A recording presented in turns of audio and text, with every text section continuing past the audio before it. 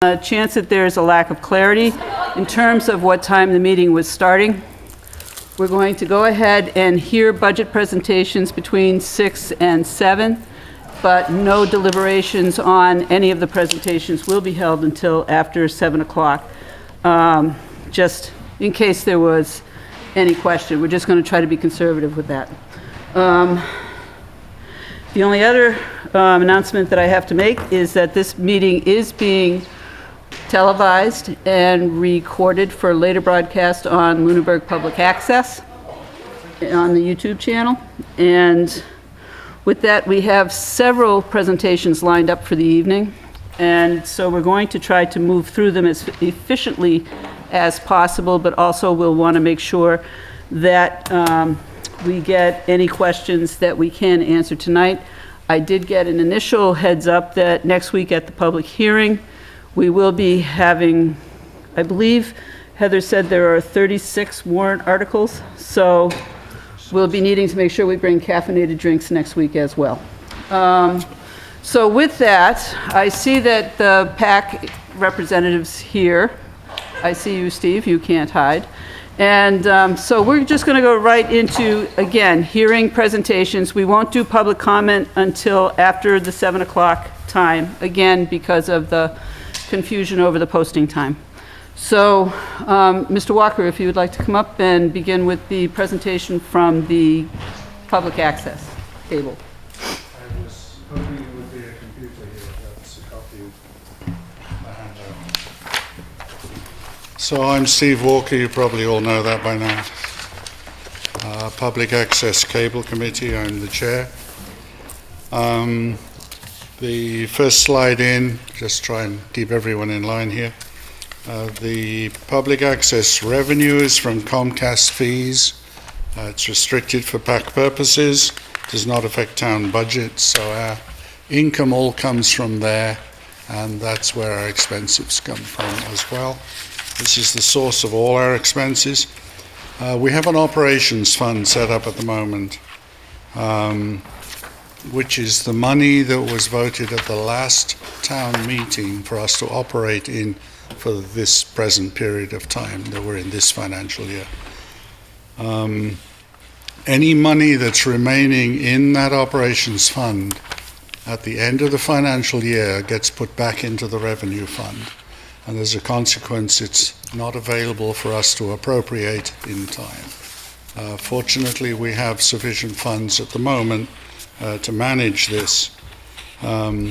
So we appropriate money from the revenue fund based on its value as of the town annual meeting. So the next slide is going to show you the numbers on that. We are expecting to convert from a revenue fund, which causes us this issue of not being able to access the money as it comes in, to an enterprise fund for FY20, because that's the earliest we can do it. So, and we are requesting that that happens. The next slide is a summary of the revenue fund. So at the start of FY18, we had $303,000 in there. We appropriated $162,000 at the town meeting 2017. So remaining in the fund was $140,000. Revenues into the fund during the past 12 months. The May one I've estimated at $28,000 because for the life of me I couldn't find the number in any of my bits of paper, but it's about $28,000. The August one, the November one, and the February one, they're all about $28,000. So that's how much we get per quarter from Comcast from the franchise fee. That's what we use as our income. That's what we run off.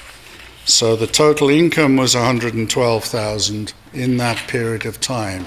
That does not match the financial year exactly, because the May one comes in at the end of the previous financial year.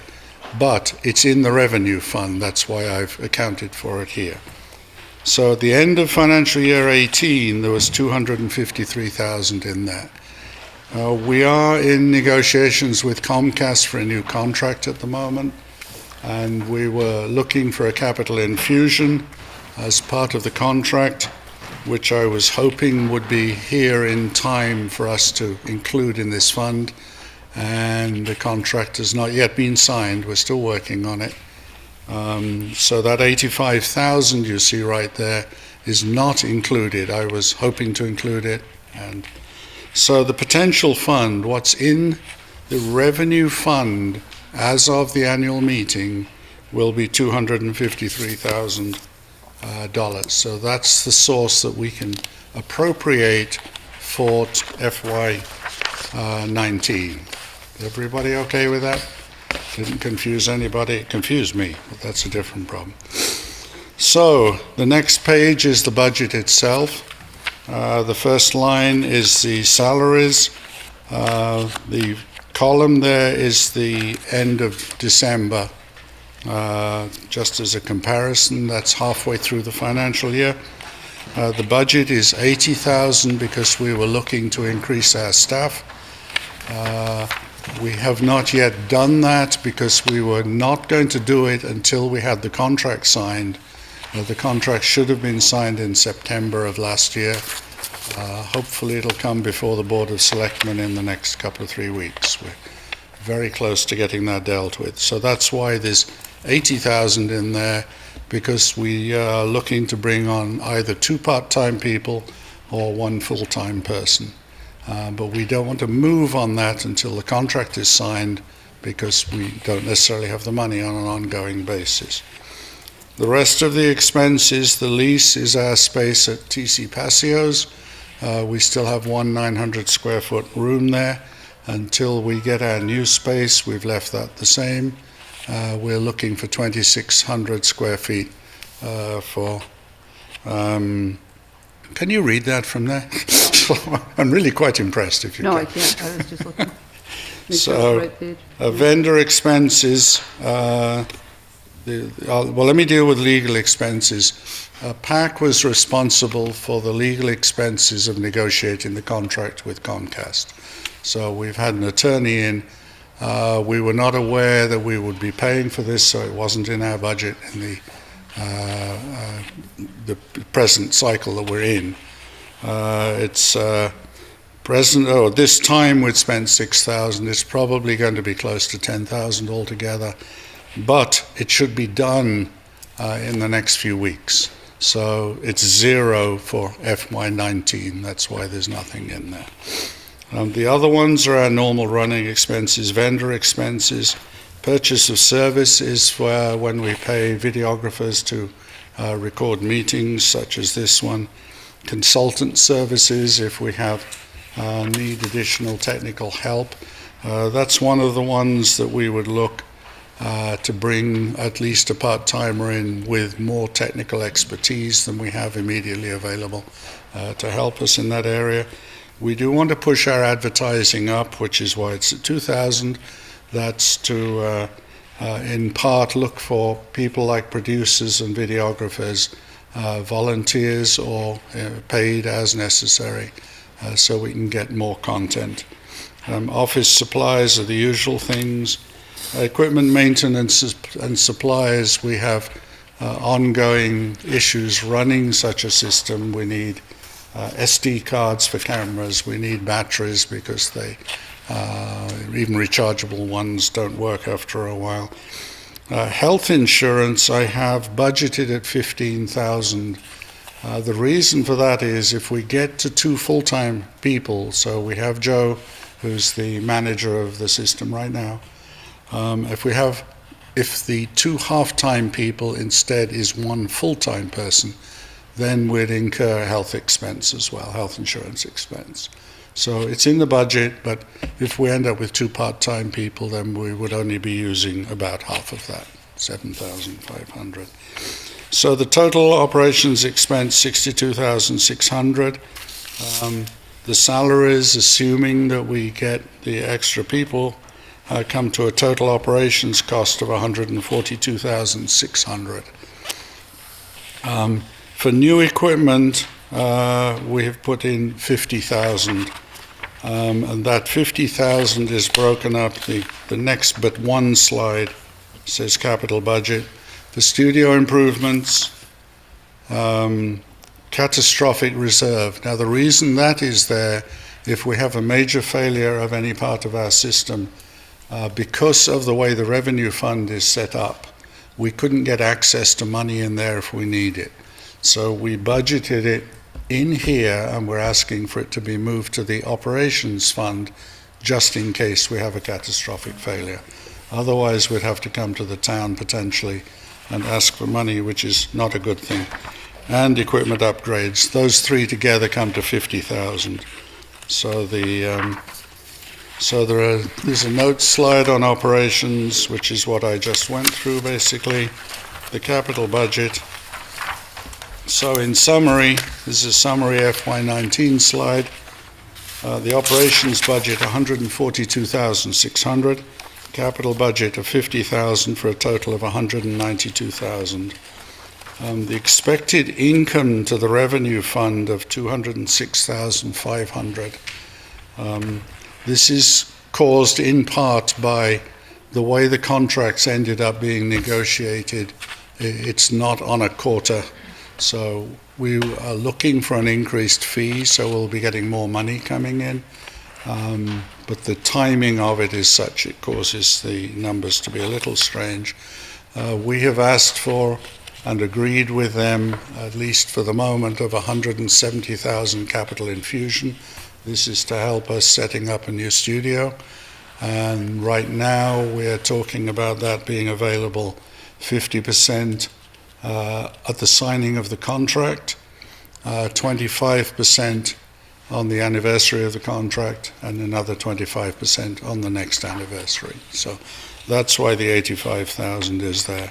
So the coming into the revenue fund in FY19, 291,500. I should point out, just so you're aware, that we seem to have some large numbers for us floating around that we're not using immediately. Two things we're looking to happen is new studio with 3 times our present space approximately. We'll take money both to set up the studio and bring in the new equipment for it. We also have, at least provisionally agreed with Comcast, they will finally give us the educational channel. So we'll go from 2 channels to 3 channels, and hopefully we get a lot more material put out there. So that's where that stands. As a consequence of all of this, I have submitted a warrant for the 2018 annual meeting, which is on the last slide, to see if the town will vote to appropriate from the PEG access and cable related fund revenues the sum of 192,600, which is what's represented by this budget. I'm truly grateful we're not in a position for me to take any questions. But I guess I have to stay till 7 in case you have some. Is that the way we're doing this? No, you can take questions. We just can't talk about it. In that case, I welcome any questions. Can we? I didn't think you could. Would that, I think that would Questions lead to discussion. amount to deliberation. Yeah. Okay, then we will not. I would think. That would be Are nice you if you able could to stay beyond 7? I can stay if you want me to, otherwise I have a glass of single malt waiting me at home. Well, if you'd like, you can run home, pick it up, and come back and, have it at the table. It'll be good. I'll stay till 7 then. Okay, thank you very much. Thank you. Okay, at this point, because we're going to be hearing from Monty Tech and then the Lunenburg Public Schools, I'm going to recuse myself and turn over running the presentation to John Henshaw, since I think I'll probably go join Mr. Walker for a malt. Okay. I understand Monty Tech is here. If you're ready to come up to the microphone, please do so. Thank you very much.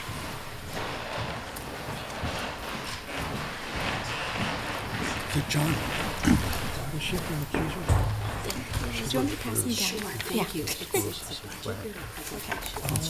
There's a dotted line. Responsible. 2 each? Yes, one of each.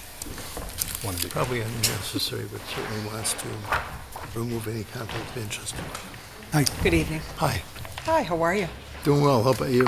Good, thank you. Go ahead. Oh, good. Hi, I'm Sheila Harity. I'm the superintendent at Monty Tech, and I'm honored to be here this evening to give you an update on our school and what we've accomplished in the last year. Tammy has just handed out two different pieces of documents. The first is the budget, and the second is a PowerPoint. I'm just going to go through some of the pieces of the PowerPoint that are good talking points. We were very fortunate to receive several grants last year. Two I want to highlight is the first, we've got a capital skills grant for $436,000. And over the summer, we were able to renovate and repurpose our entire machine tech program. We bought 4 new CNC machines, and we actually built a clean room.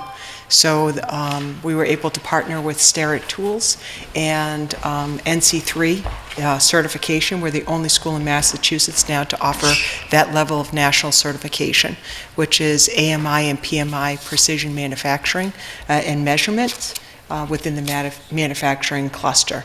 And not only do we offer that to our students during the day, but also in the evening program as well, which we're very excited. So we renovated and refurbished the whole machine tech program with the grant funds.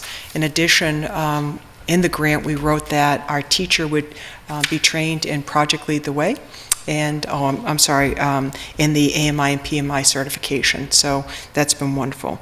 In addition, we received little shy of $100,000 from Mass Life Science Grant to renovate one of our science labs. And as you know, Monty Tech is over 50 years old, and we were able to use that money to update and really create a 21st century science classroom.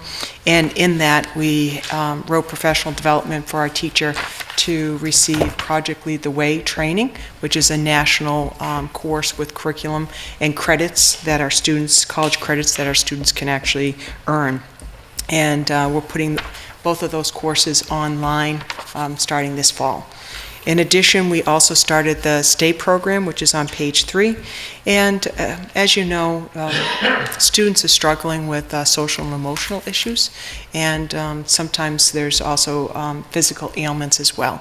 And a lot of times when students get out of clinical services, when they return to Monty Tech, they're required to go back full-time. And a lot of times our students aren't able to transition that quickly.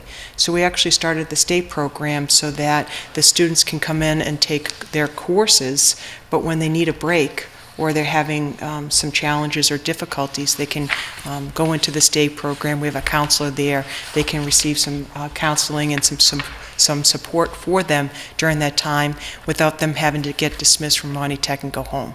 And then when they're ready to re-enter into the classroom, they do so. And it's really helped both with our students that were struggling emotionally, but also if they were coming back from a physical ailment. That's been very helpful.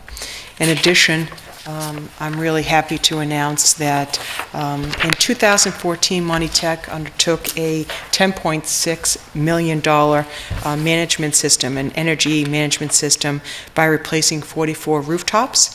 And they did this through the bonding system, and they never went back to any of our sending communities for this renovation, this update. And I'm really proud to share that we received $394,824 in energy savings because of the update in the rooftop systems. So this is the 3rd year that we've received this type of savings. In addition, I'm very proud to share with you that to date we've raised over $2.6 million from private sector donations, grants, and foundations, and in-kind support to start our 21st veterinary tech vocational program. And we're really proud that our 16 and 17-year-old construction students are building the 7,500 square foot facility. And our construction teachers have said so many times our students have never been exposed to commercial curriculum. And now not only are they exposed to it, they're actually building one of our own schools for us. We never went back to any of our sending communities asking for additional dollars to start this program or to build this new facility. The communities in North Central Mass, members in our communities have been extremely generous. So has in business and corporate and grants and so forth. We've really worked hard to build this facility. And you can see through some of the pictures, we'll be finished building the clinic, that's page 6, at the end of the school year. The clinic will be completed. We started the program this year for our freshmen, and I'm really proud to say, you know, that expression, build it and they will come. So it was the most popular exploratory program in our 24 programs at Monty Tech. Over 55 students wanted the veterinary science program as first choice. Unfortunately, we could only select 22. We wanted to make sure it was a manageable number of students as our freshmen. We'll be taking a second class of freshmen next year, and our students will obviously, that are in the program now, move as sophomores. The clinic, the building itself will be open next year. We're going to teach the students actually how to use all the equipment and catch up with the curriculum, and then the following year we're going to be opening the clinic for families that are struggling paying for animal care. So win-win-win for everybody involved, and the students will be leaving with a vet assistant certification. We talked Mount Wachusett Community College into actually starting an associate's degree. Who would have thunk that Monty Tech would be driving higher ed? But it's nice to see that we're creating this higher ed and workforce pipeline, so if students want to go on and become a vet tech, they can. And we also signed an agreement with Becker College for 6 college credits. So our high school students will be graduating not only with their certification, but 6 credits if they'd like to go to either Mount Wachusett or any other 4-year program if they'd like to become a veterinary doctor. So very exciting. Next slide is our graduation and dropout rate. Our 4-year graduation rate is 98%, and our dropout rate is 0.3%. And our goals for this upcoming year is we're in the process of refurbishing our veterinary science program with obviously equipment and furnishings. We're going to start our second class. We're going to redesign our graphics department. We have a lot of printing presses and so forth, but we want to update that program, certainly to reflect the 21st century.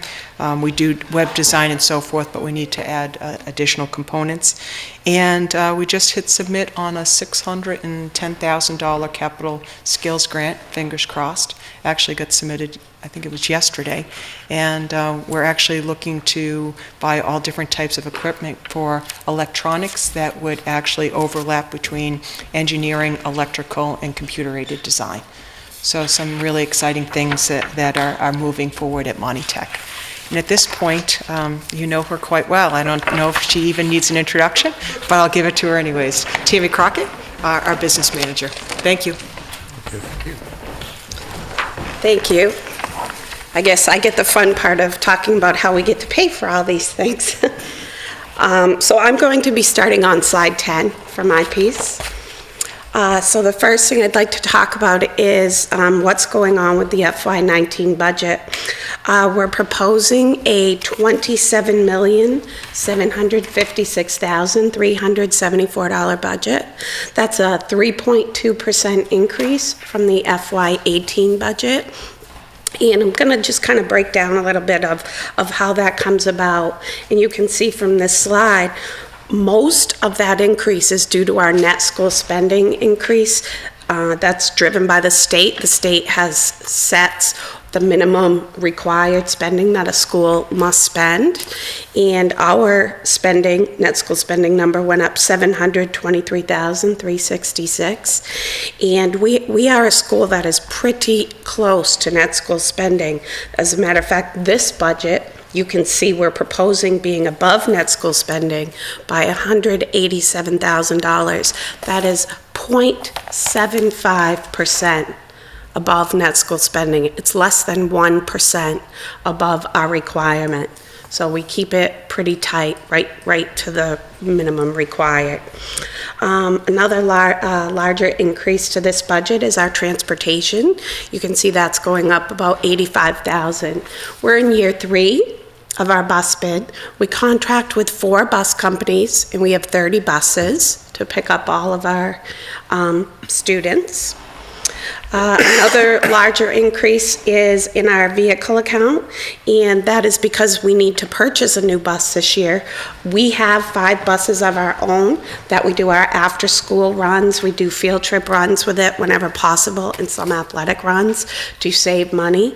So our fleet is approximately 10 years old, the 5 buses, so we're kind of in a replacement where we're going to be starting to replace those, and we'll be trading one in. That's why we're only looking to put $85,000 into that account. And then for the rest of the slide, you can see that we're using the governor's numbers, so the House 2 budget, to propose the Chapter 70. So we got quite a good increase for that, $518,000, and that is what offsets assessments. We're also using for the estimated transportation aid what comes off of our cherry sheets for the initial round under the budget, governor's budget, and we're proposing using $225,000 from our excess and deficiency account. And we do have $1.2 million. It was just certified by the Department of Revenue. We have $1.2 million in our E&D account, which is the equivalent of free cash for a community. That it can be used to offset assessments, and a regional school district can have up to 5% in that account, and the 1.2 puts us at 4.7%. And we are using $225,000 of it to offset assessments. And then under the bond section, we are still paying for bonds from our 2000 renovation where we did the auditorium and the gym. Those mature in the year 2020. And we are still under the old methodology where the school building authority gives us a payment every year. It's not like it is now where they give you the upfront money to save on the interest costs. So we are still under that methodology. So that's just an analysis of the budget. The next slide, slide 11, is just a snapshot showing you again what's going on with the budget based on the state. Again, it just shows you the increase to our net school spending requirement, just a different version of how it looks. Slide 12 is just a breakdown of revenue by source, just a pie chart. Again, it's just a different way to look at it, showing you that 52, almost 53% of our funding comes from state aid Chapter 70, and then the next largest piece, 38%, comes from our communities. And then you can see where the other sources come from. Slide 13 is a breakdown of how, community's assessment is factored. The first piece is the required minimum contribution. That is set by the state, and that is the largest component of the assessment. We'll talk about that in a second. The next piece is our transportation costs, less what we're applying for revenue against it, and each community's share, percentage share of that. The third component is our capital component, and again, less any revenues that we're applying to that, which we are putting E&D towards, and then the community's percentage share towards that, and then again, bonds, less the SBA revenue, and then each community's share to that. And because the minimum required, so I moved on to 14-15, because the required minimum is such a large component, I'd say it's at least 80%, if not better, 90% of each community's assessment to Monty Tech. I think it's important that you see how the state comes up with it.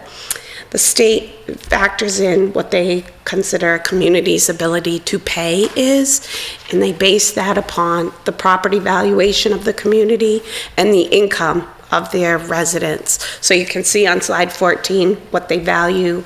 They use in the 2016 property value and the 2015 income levels. So you can see what the state is using to come up with what they're considering Lunenburg's, what they consider that they can contribute towards their school districts, all the school districts that belong to Lunenburg. So that would be the number that they come up with in number 7. That's the $10,331,000. they keep that number aside, and then going over to column 13, they say, what did Lunenburg pay in 18 towards all their districts, towards all their schools? Well, they paid $10,087,341. They put in the municipal revenue growth factor, and that's calculated by the Department of Revenue for every community individually. That's how they take what they consider your Prop 2.5 levy limits are, other growth factors in, and they come up with a municipal revenue growth factor. And you've heard me say it 1,000 times, I always say, don't shoot the messenger on that one. Department of Revenue calculates it, not Tammy Crockett. So they multiply that out, and they come up with the preliminary contribution for Lunenburg for FY19, and they've come up with $10,529,000. Well, when they look at that against row 7 of what they think you can afford to pay, $10,331,000, they say, wow, you're going to be paying over that amount, the amount we think you can afford. Well, we're not going to reduce you by a whole 100%. We're going to reduce you by 85% to try to get you down to that target. So that's what row 17 through 19 is. They take your excess effort, which is $197,000, and they reduce it by 85%. So they said, okay, in row 15, we calculated you could pay $10.5 million. We're going to reduce that by $168,000. So we're saying Lunenburg, minimum to both of your school districts, Lunenburg and Monty Tech, your required minimum contribution is $10,361,058. And then when you go over to 15, you see how that gets applied to each school district. So you can see in the bottom half affects FY19. So you can see for Monty Tech, you go down 10 students, and we only represent 7.2% of your total foundation budgets. So your minimum required contribution went down to $746,213, or a drop of $60,051. And you can see how they calculated the increase that you'll have to the Lunenburg public schools because you have 10 additional students in there. So you can see the increase for that. The next slides, 16 and 17, represent the other pieces where I said the rest of your assessment is based on each community's percentage share of the net amounts after revenues for operating, which is transportation, and the capital components. So what we do is we take your enrollment. So the first column on the left that says basis for operational enrollment, that's the number of students you have in the foundation enrollment. So you can see from Lunenburg you have 82, it's the highlighted. The other column, basis for capital, that's what is your school attending children number. That's the students in grades 1 through 12. When the district agreement was signed, when it was established, there was in kindergarten, so that's why we use 1 through 12. We get those figures from the superintendent's office. It's as of October 1, and they count any student that lives in Lunenburg, whether they're homeschooled, parochial, wherever they go. If they're eligible to be in grades 1 through 12, they give us the count. So you can see for Lunenburg, we've received a count of 1,746. Moving over to slide 17, you can see how that translates to your percentage share of the expenses at Monty Tech. So the left represents your operational percentage, which is 5.51%. Over to the right, Lunenburg represents 7.06% of the capital piece. So that would be the debt and the capital apportionment. So those are the percentages that get applied to the net. So going to slide 18, you'll see, now these are numbered, so 18 shows your total assessment, and I say I'm happy to report, but I guess bittersweet because your assessment goes down, but bittersweet, it's driven by enrollment, and your enrollment went down by 10 students. So you went from 92 to 82, but your assessment went down to $824,011 this year. And compared to last year, that's a $52,370 decrease. And if you want to see how it's applied, you can compare this slide 18, again, not asking you to flip back in your charts, but if you want to do this, for yourselves, back to slide 10, when you had the budget summary, where I gave you the analysis of the budget, each one of those is numbered. 1, required minimum, you'll see in red. 9, 3. Well, I showed you how the state came up with Lunenburg's required minimum. We went through the whole calculation of how they came up with the 746. 2, you'll see the net transportation and operating cost. So that's the 752,251. Then you would take Lunenburg's percentage of the 5.51% we just talked about, and you'll see that come to column 2 to make up that assessment number. Column 3 is net capital, and you can see from the spreadsheet for us, that's 268.5. And then for Lunenburg, your percentage of capital is 7.06, so you would take that. Again, for the bonds, you would take the 7.06, and that's how the numbers get carried over across to calculate the assessment. Okay, moving along. Slide 19 is a breakdown by function code of the expenditures at Monty Tech. So you can see the changes, and you can see it based on our actual expenditures. And you've also received a budget from us that's more detailed and has more descriptors in it. If you want to see why things might have changed from year to year, I've put in some explanations or other descriptors for how that works, but this will give you a little breakdown so you can do a comparison of year to year and over a few years. 20 is just a percentage breakout of those expenses. 21 slide 21 is kind of giving you the highlights of what's happening with the budget. So this budget represents no new staff added to Monty Tech.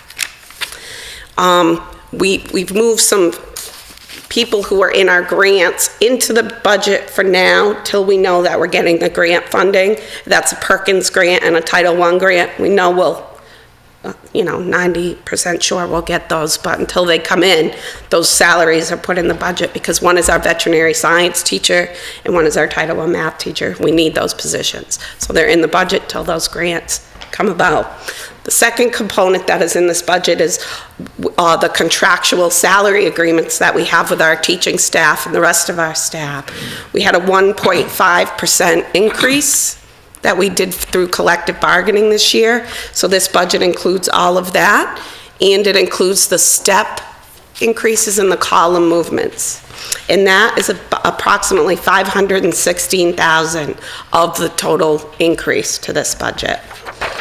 And then I went over some of the other major increases to this budget, the transportation component. The other component Dr. Harity talked about is some of the increases to our instructional equipment. We are renovating a shop. We are adding some additional equipment into our other vocational programs that we have been unable to do, kind of holding steady or decreasing over the last couple of years. So we'll be doing that in this budget. And I talked about the school bus. Slide 23 is an analysis of our capital fund, what we're projecting to spend out of the capital fund this year, the $250,000. Also included in capital is a transfer to stabilization of $40,000. Currently, we have $105,227 in our stabilization fund, which is set up for capital. We have some expenditures coming up in our 50-year-old building, even though you wouldn't know it because it looks nice from the outside.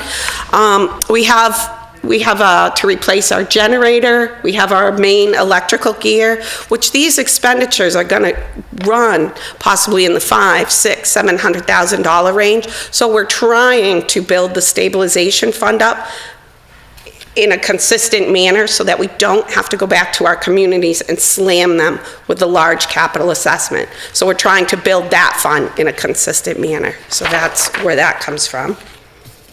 The other slide is just an enrollment trend to show you Monty Tech. This is what's actually at, the students actually at Monty Tech. We maintain an enrollment somewhere between 1425 and 1435 every year. We actually had a slight decrease this year. And the last couple of slides are just to show you a comparison of where we are, I'd like to end that way, with other school districts, just so you know how we're doing. The first slide shows you where we are in comparison to the net school spending requirement. So in that slide, I've compared us to all of our district schools and all the vocational schools in the state. And it's based on, the furthest column is FY17. And you can look to the far right, and you can see, I guess I'll say unfortunately, or fortunately, however you look at it, Monty Tech is at the bottom. We're the lowest to spending. We're right at the 100% of spending what the state mandates or requires we minimally spend.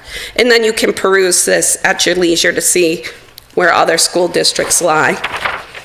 And the last slide compares Monty Tech's spending per pupil to other vocational schools, because that's the only fair comparison when you're talking about per pupil spending, because vocational districts spend differently than comprehensive districts.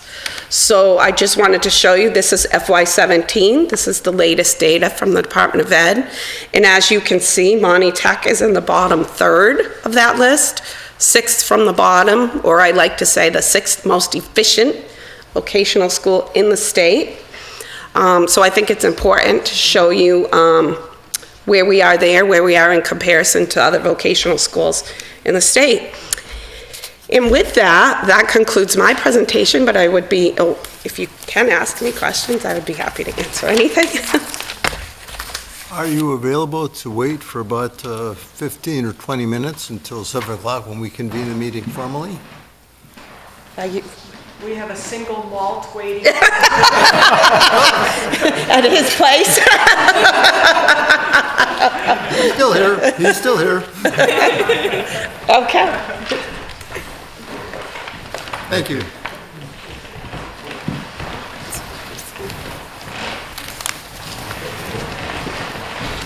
They're monsters. I was falling asleep. Bunch of heavy drinkers in Lunenburg. Coffee's not going to be good enough. Okay, seeing nobody from the Lunenburg Public Schools at this time, and since we're out of order already, Heather, would you be prepared to talk about the last budget item? Or the last item, until the schools come? Or was that Karen that was going to talk about those? I can address part of it, yes. So update regarding the unclassified budgets, is that what you're looking for? I might be. I'm okay. also hearing somebody on the steps, so it might be that you might get out easy. Okay, I can make this quick. The changes since the presentation in mid-February are health insurance. Our original estimate was 8% for health insurance, and it came in at 6.82%. So that was a overall decrease of about $7,094, and that is also taking into effect looking at the current retiree numbers because they changed from our original projection. So everything else has remained the same. All the other budgets within unclassified are basically level funded, and that includes Historical Commission, band concerts, Montechusett Regional Planning Commission, Workers' Comp, Unemployment Compensation, Liability Insurance, Reserve Fund, Salary Reserve, and Town Reports and Physicals. Okay. And the other one was General Government. I think that was the administration portion. The only significant noteworthy things, I would say, are the collector's budget. There's an additional 4 hours for the assistant in that office, and that is to help with processing refunds, assisting with tax title tailings, and updating betterments. That position's hours were cut years back. This is to restore those hours. Okay. No, actually, we won't be back with questions until after 7, so. And I see that the Lunenburg Public Schools are here now, so I will take a seat again. And Mr. Henshaw, if you'll take that, thank you. If you're ready to begin your presentation, Mrs. Combs, we're ready for you. Oh, great. I have a schedule tonight. Excellent. You are, but may I just interrupt you for a minute and say that because of a posting error, we're not formally in session, so we're hearing the presentations, but we have not yet had a chance to ask questions of Monitech or PAC. So we asked them to stay here until 7 o'clock when we could, if you would be kind enough to let us interrupt your presentation for a few minutes so we could ask questions of those two groups, and then you can reconvene.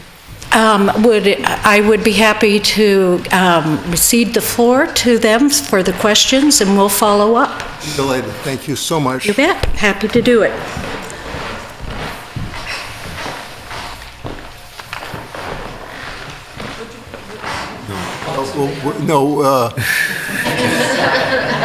Something lost in translation. Yes, I'm sorry.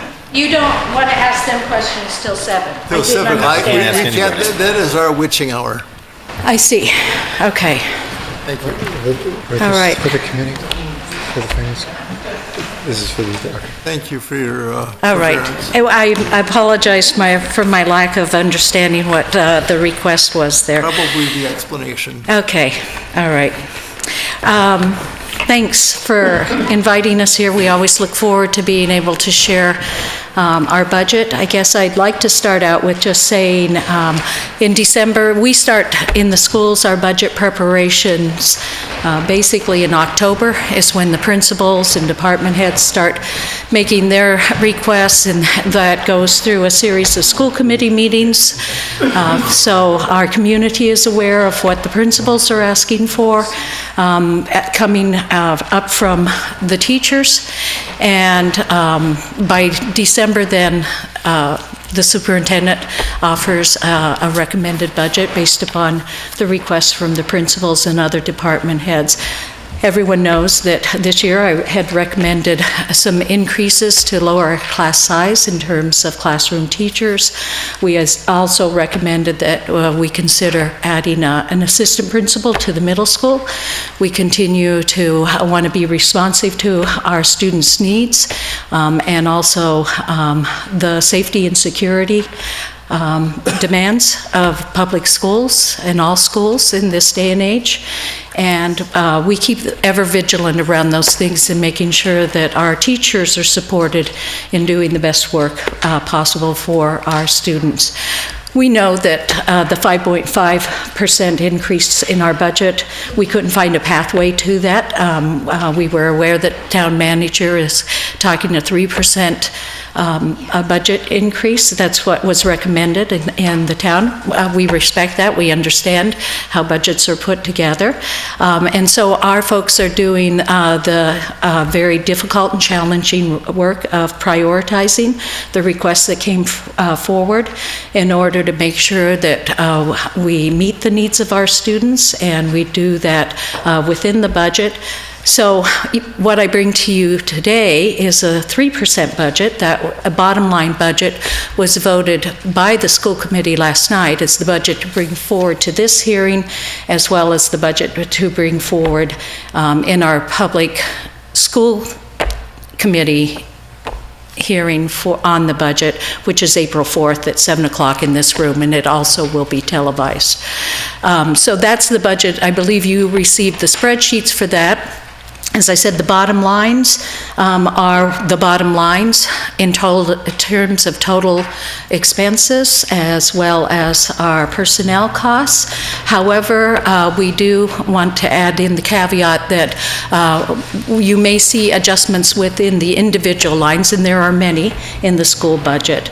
As we do that work, we've given the principals bottom line amount that they have to spend for expenses in their schools, but they have the flexibility to put those in their individual lines within their school as meets their needs and their priorities.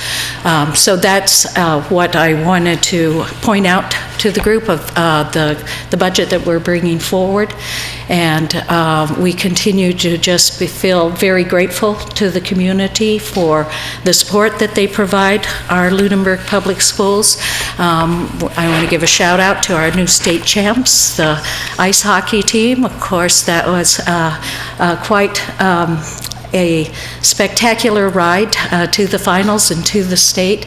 And as always, our students made us so very proud. I tell you, 3 fans buses that went along as well. And the compliments that we get whenever our students are out in athletics as well as for other kinds of field trips are always top-notch. And the citizens of Lunenburg have a lot to be proud of in their students. I want to take this moment to introduce somebody that you haven't met. You're not going to be seeing me anymore, but you will be seeing Mr. Cassidy, who's our business manager, and we welcomed him in the fall. And he took Sandy Curley's place after her retirement this summer. And I'm really grateful to Mr. Cassidy for all of his work. He had to run pretty quickly to catch up with everything and had some big shoes to fill, and is doing that admirably. And he's going to help me with the presentation as well as we get started. So we have this year a new mission and vision statement, as well as a new strategic plan that this budget is based upon. Of course, any budget is always a budget that's based upon the priorities and the needs of our students.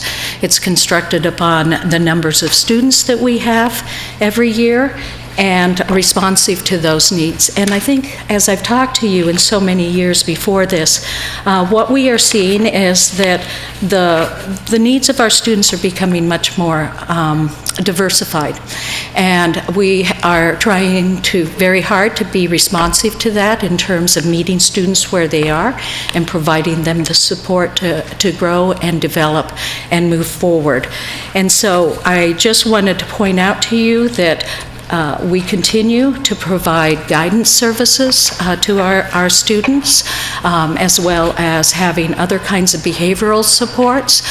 We continue to maintain a very diverse curriculum at the high school as well as our other schools, but at the high school it's important for us to maintain and make sure that we have high-level classes for students as well as college prep classes.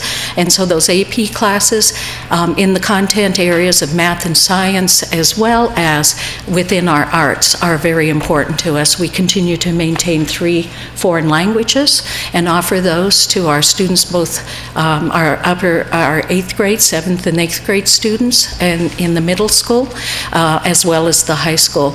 And that's really important in terms of continuing to provide a very enriched and diverse curriculum that supports all our students in achieving their highest goals. And so our new mission of the Lunenburg Public Schools is to provide all students with the skills, confidence, and passion for lifelong learning so that they might find their own paths to successful careers, active citizenship, and rewarding lives. And once again, that's the bedrock of what we do in terms of building the budget. I wanted to provide, I'm going to make sure you're keeping me on time track because I don't see a clock. Okay. I wanted to provide you, we've given you March enrollment figures on this next slide from 2014 to March 2018. These are students that are attending and participating in our program here in Lunenburg. You can see that our primary school, the enrollment remains pretty steady across all grade levels. I do want to point out that we are seeing increases in some of our grade levels, and we have set targets to start talking about adding teachers when our grade levels hit 125. We really feel that it's absolutely necessary to add another section when our classes hit 130. We're seeing numbers in the middle school now that are like numbers that we were seeing over a decade ago. Was the last time we saw numbers up to 148, 147 students enrolled. For that reason, you see that 8th grade is at 147 this year. We did not open any slots for choice going into 9th grade this year. Our class size and maintaining good class sizes is really important to us. And as we work through that process, knowing the retention rate that we typically have, with 147 students in the 8th grade, we know that about 125 of them will continue with us. That you can see is the same number that's in our 9th grade this year, with choice included in it, and so we didn't open any choice for 9th grade for the upcoming year, because we feel that we have enough 8th graders going in there, and we don't want to load up those classrooms in order to maintain our lower class size. And so we did open that any student to choice for any student that might whose family might move from Lunenburg, who's currently enrolled in 10th, 11th, or 12th grade. So once a student reaches that 10th grade year in Lunenburg, if their family happens to relocate, we do have choice slots open that allow them to remain throughout their high school career. Turkey Hill Elementary School just recently reconfigured. This is the second year for that school. You can see that there are 368 students enrolled. We have one class that is over 130, that 4th grade class. It does have 6 sections, so 6 teachers at that particular grade level. The other 2 grade levels are at 5. At Lunenburg Middle School, our enrollment is 421 across 3 grade levels, and with we have actually 6 classroom teachers at the 6th grade and the 8th grade, and 5 there at the 7th grade level. And then finally, at the high school, you'll see that our class size, or class enrollments range from 124 freshmen this year, as the 12th grade has 95 students in it. We created an advanced community experience program. It's referred to as ACE. That program is actually located in the Thomas C. Passios building, where the superintendent's office and the special ed office is, and where Crocker Elementary is currently attending as well. That program is for students who continue to receive services from the Lunenburg Public Schools, who are age 18 through 22. And that program is based, those students work on independent living skills as well as job skills and being out in the community and experiencing the community. One of the highlights that I want to point out to you, you see that our enrollment has increased overall in terms of the students in the district. This year we have 1,637 students across all the grade levels, and that includes the Advanced Community Experience Program, the ACE program. And placed out of district this year, we started the year with 12 students. We now have 14 students who receive their educational program according to their IEP and their placement in a setting outside of Lunenburg. But what I wanted to call to your attention is the work that's been done over this period of time with those students who have been placed out. In March of 2014, there were 31 of those students, and now that number is down to 14.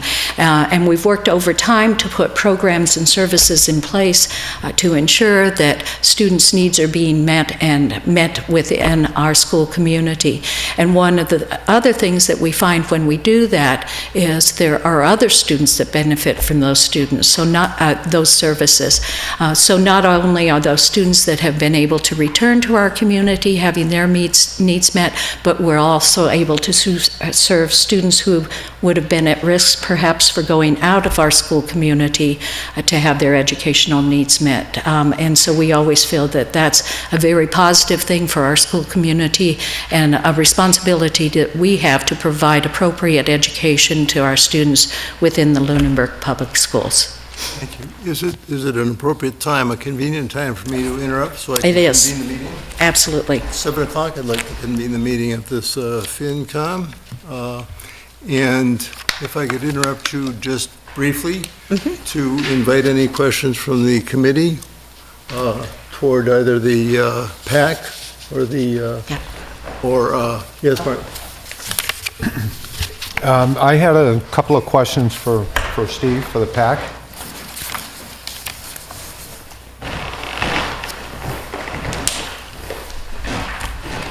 First question is, what's the expected date for the new contract? We're in the final stages. We're hoping to bring it to the Board of Selectmen within the next 2 or 3 weeks. So At that before the end of point, the fiscal year? if it's the way it stands, it would be dated the 1st of March of this year as the start of the new contract. Okay, and if I read this correctly, your expected income, expected revenue in FY19 is $206,000, which is almost double Yes. than previously. Is that where the We're expecting the franchise fee to move from its present 2.5% to 5%, which is in line with almost every other community around here. Great. And could you just clarify, what is the PEG access revenue that you refer to, the public educational governmental? You said that there's some revenue coming from that? That's all the revenue that comes in from Comcast. Oh, I see. Okay. Oh, that plus the capital. Right. Right. And then one last question. Actually, no, you just answered that. I was going to ask about the operational expense. Yeah. It exceeds your current annual revenue, which can't continue indefinitely. But if the revenue doubles, then your operating expense will Actually, our cover. present expenses should not exceed. Right. But if you include capital, then it can do, because we have the reserve funds, basically, because we can't reach them. Right. So we're trying to maintain those funds ready for a new studio. And the third channel, that's actually only a marginal increase in cost. We're ready to do that. They just have to give us the bandwidth. But we do try, when we put the budget together, to ensure that our operational expenses are sufficiently under the expected revenue that we can stay in the black. Very good. Thank you. I have a question regarding slide 7 on page 4 of your presentation, Steve. Regarding the capital infusion of $85,000 you Yes. expect. My understanding is that that's contingent on the adoption of the new contract with Comcast. Correct. Now, you mentioned also that that constitutes 1/2 the capital infusion. Correct. And that there would be a further 1/4 of the capital infusion in 2020, Yes, 1/4 in 2021? for a total of 170,000. Okay, Correct. so in 2070, there would be Whatever it comes. $42,500 in 2020, 42.5, and 2021, 42.5. What is the duration of the contract with Comcast? The contract is a 10-year contract, which is as essentially required by law. And in 2021, that infusion would be complete. So the succeeding 8 years or so, the contract would be at the base level. Correct, at the revenue level. We pushed Comcast to bring this into the front part of the contract because of the expected new studio. We need to be able to equip that. We have monies ready for that. This adds to it. They initially wanted to pay it on an annual basis, so we would have got 17,000 per year. This is a much better situation for us. It is, however, non-recurring revenue, Correct. and so that's why it is pegged for capital expense. It's kept for capital, absolutely. Thank you very much, Steve. You're Any other welcome. questions? Steve, what will the new studio involve? The new studio, right now we have a 900 square foot space. We have an agreement with the building reuse when they were doing their work to go to 2,600 as a total space. This gives us some office space, equipment space, a bigger studio than we presently have, plus a couple of sub-studios, if you like. For instance, an interview space. We may create a voiceover booth where you can add a voiceover to a video without any outside sounds included. Green rooms for people to be prepared. And we would also look for a kitchen to be in there so that we can do a cooking show with proper lighting and proper cameras. Thank you. You're welcome. Right. May I open up the questioning to anybody in the audience here?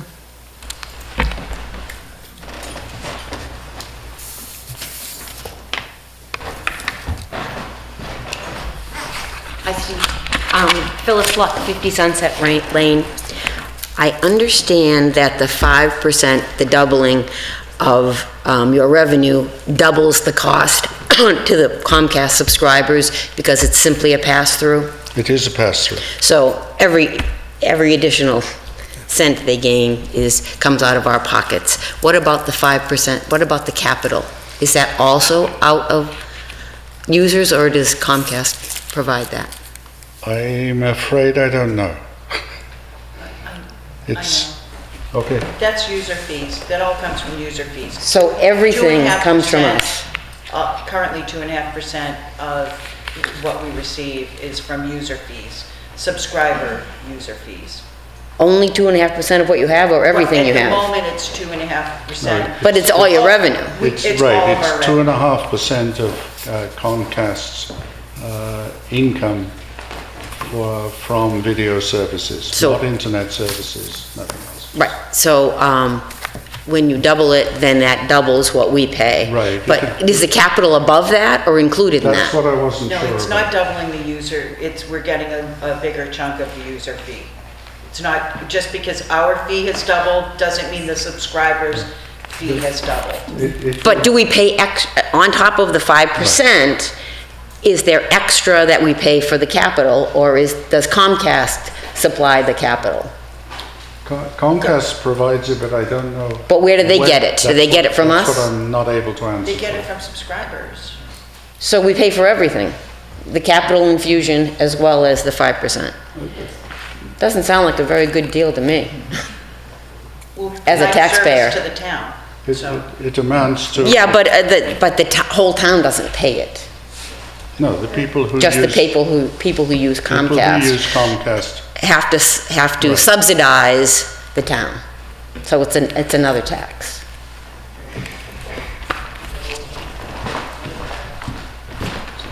Just as a point of clarification, the budget for this year is based on FY18 numbers, is that correct? Correct. So it's not actually whatever the Board of Selectmen or the Cable Committee works out with Comcast is not going to hit this particular budget. So just in terms of the numbers that we're looking at. Pay now or pay later, I mean, you know.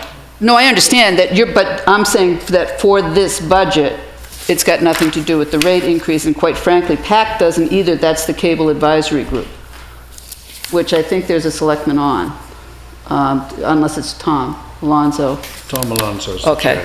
Then, but basically, that's who's working that agreement out. understand. Sure, how much absolutely. Okay, but I just wanted to, we were subsidizing. So can I ask a clarifying question? I think I heard two different things. Mrs. Luck raised a concern that the user fees are doubling, and I heard the user fees are not changing. We're getting 5% of them instead of 2.5% of them. So the subscriber isn't paying any more, but the town is getting more. No. That's, My understanding is there is a fee which amounts to a couple of dollars in your cable bill, which is a pass-through that funds PEG. And that's the way it's all been set up and is set up. That small fee will get increased by whatever it takes to move to 5%, which, as I said, is pretty much what all the surrounding communities have. So it's a total pass-through. It's passed through. Got it. Yeah. thank you. Thank you. Any other questions? Does anyone on the board have questions for Monty Tech?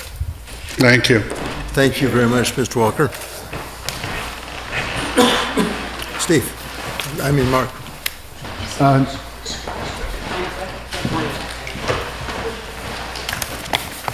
I was going to ask a question about enrollment, and then I saw Superintendent Com's numbers, and it kind of changed the nature of my question. In your presentation, you had the net enrollment for the town staying level, with 10 students leaving Monty Tech and coming back to the town. And I was going to ask you to, if that was realistic or not. Sure, And then I saw Mrs. Com's numbers, and I was wondering if you could help me reconcile Absolutely. her number with your number. Absolutely. I actually I kind of saw you look, to point out to Mrs. Combs, what he's talking about is, I showed them the foundation enrollment numbers and how it's calculated. So, and I'm looking to Mrs. Combs because I just want to confirm, when you gave the numbers of 1,637, you talked about the pupils attending Lunenburg schools. The number you will see in the PowerPoint that I gave you, that is calculating the minimum contributions for the town to Monty Tech and to Lunenburg. So if I'll just switch to that page, which was 15 on the PowerPoint. Right. You're going to see 1,715. That's because the definition of foundation enrollment, which is what they use here, also includes pupils that live in Lunenburg that attend other school choice communities. So it counts all of the kids in Lunenburg. So above the 1637, you will have pupils in other school districts outside of Lunenburg.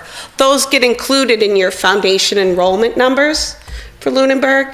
So you'll get the Chapter 70 money for them, and then the school district will be assessed the school choice payment out for those students. Great. So I thought that question might be coming. And so that's how it works with Monty Tech also. Lunenburg has 5 pupils who go to attend other vocational schools. So those pupils get added to Monty Tech's foundation enrollment numbers on behalf of Lunenburg, and then Monty Tech gets assessed and pays the school choice out for those. Great, thank you. You're welcome. And then my second question was, do you happen to have the assessment per student? So our assessment is going down, but our enrollment is also going down. Mm-hmm. I assume our assessment per student is going up.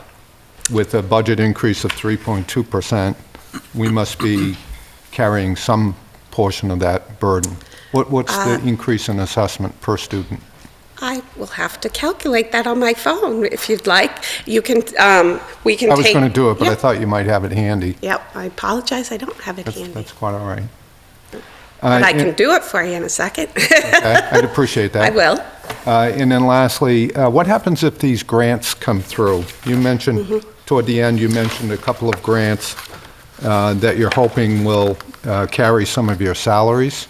Yes, What 2 salaries. impact does that have on the overall budget? Because we're so close to net school spending, we'll still keep that in the budget. It will go towards, we did not put any increases to professional development and other line items, so those will actually get funded appropriately if those come through. We had to hold those and even make cuts in some of those places, so we'll be able to funnel that into those. But for the time being, we felt it was important to hold those and put it in the salary line.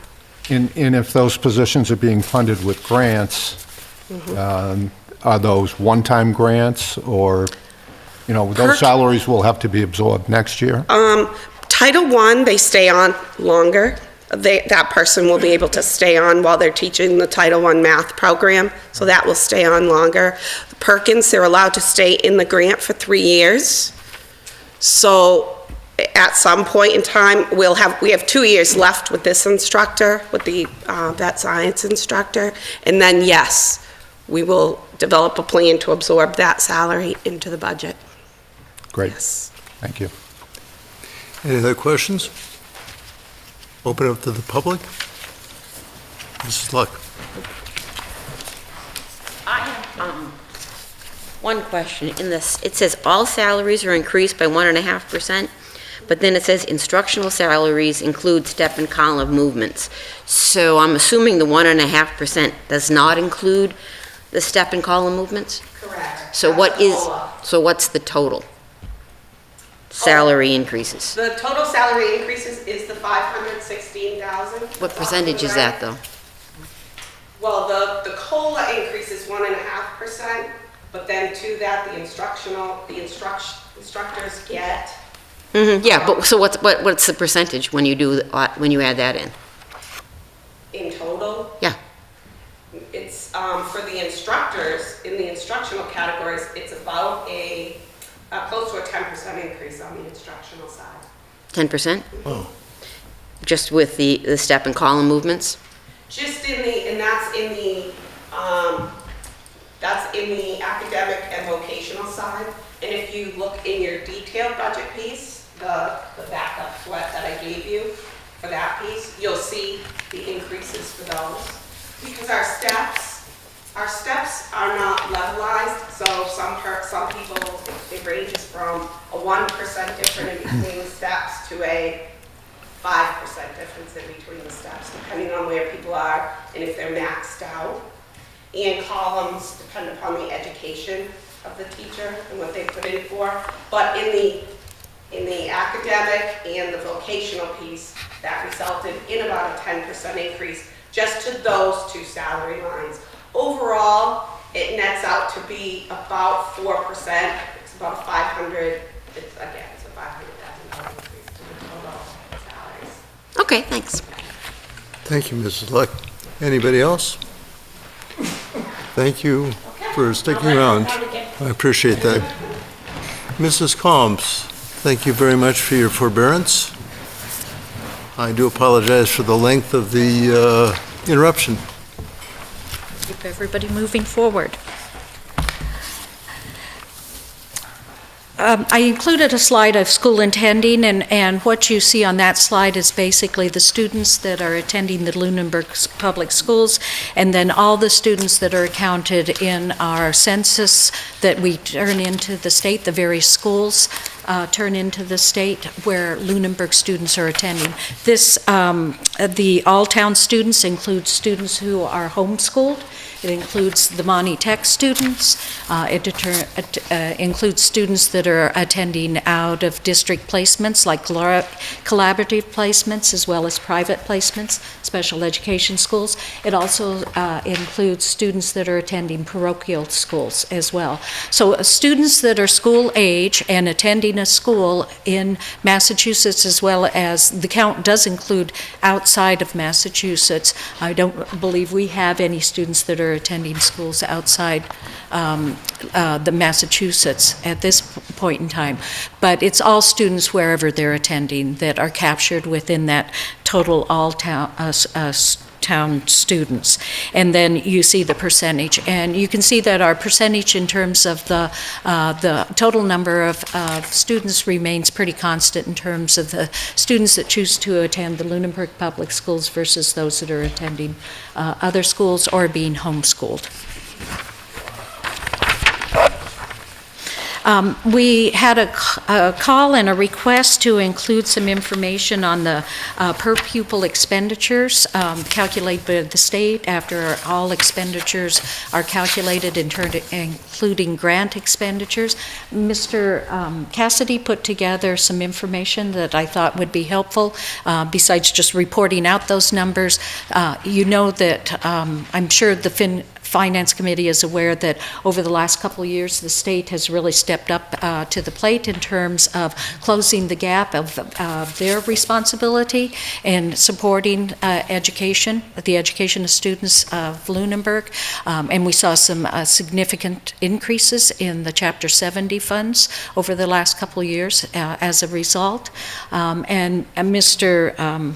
Cassidy also looked at those funds in the distribution of how that is driving the budget or contributing to the budget. Mike, do you want to come up?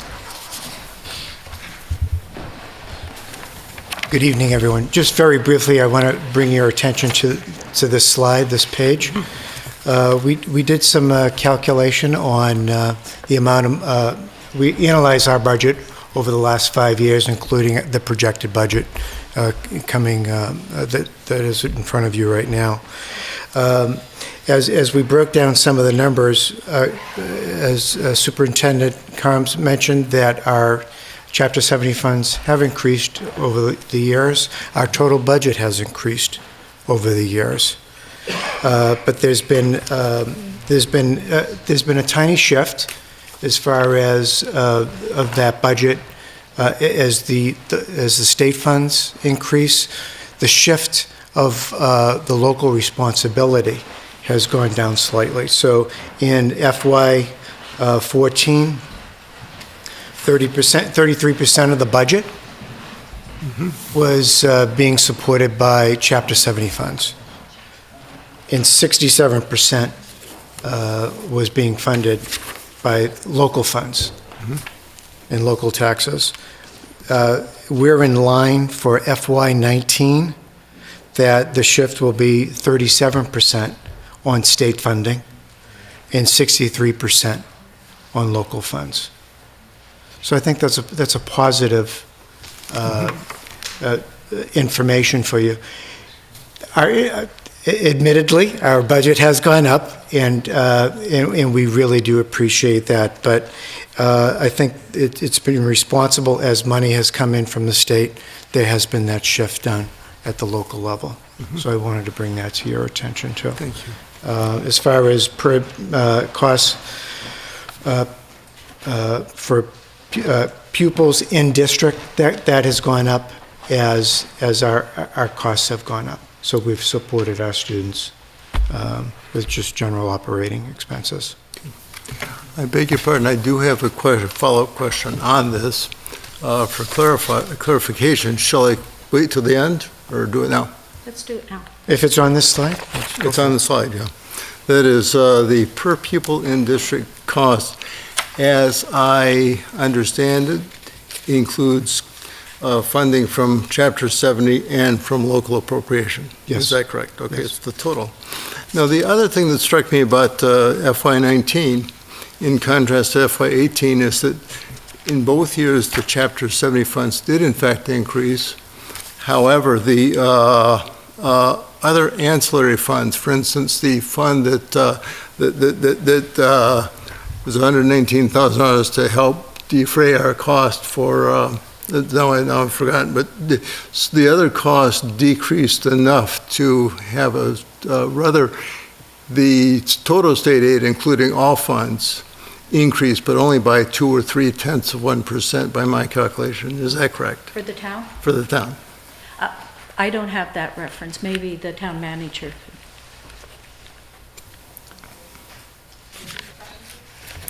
I looked at the state aid to education for Lunenburg for FY 19. And the impression I got was that irrespective of the fact that Chapter 70 funds did increase, that the flow of other money to the town for education decreased enough for the actual increase, and there was a year-to-year increase, was much less than the 3% that we'd gotten. Is that correct? Okay. So I just wondered how the school was adopting to that. And the other question is, of course, is that the new reality? Is the state going to be funding us with, continuing with high Chapter 70 funds, and yet taking back the funds for other support for education? The other support for education, I think we heard last night from the Representative Benson that there continues to be a push to make sure that the circuit breaker funds are increased. We anticipate that we're getting 65% this year and also next year. The legislation is written that that percentage could be as much as 75%. Of course, circuit breaker is also dependent upon what the state average is in terms of per pupil expenditures, because that goes up every year as well. So that's I understand what you're saying in terms of the state is managing their costs as well, and while they may increase circuit breaker, because the percentage that 4 times the average per pupil expenditure in the state is increasing as well, so the dollars flowing to us are not necessarily incrementally as much as the increase there. We always do those projections, and we always work with our representatives on that. The other big funding streams for the Lunenburg Public Schools, and I talk about this in the highlights, is around our Title I funding and our funding for the federal funding for students with disabilities, the IDEA. And those funds, just today we heard some release of budgets coming out that are saying there are going to be increases in those funds, which have been stable over many years. We'll wait to see. And we won't know until this summer. However, we also received a couple months ago our poverty, our census numbers, and the good news is that the census indicates from Lunenburg that our numbers of families that are living below that line in terms of their financial income there's fewer numbers. In fact, the numbers have been reduced in half, from 17% down, more than half, down to 7%. So with that census information coming in, we have taken some steps, or are taking some steps with the 3% increase to make sure that we're prepared for loss of federal funds, particularly in the Title I. And we can talk about those a little bit later if that's all right with you, but you're absolutely correct that other funds coming in for education are big question marks now. They've been relatively stable while costs have been going up.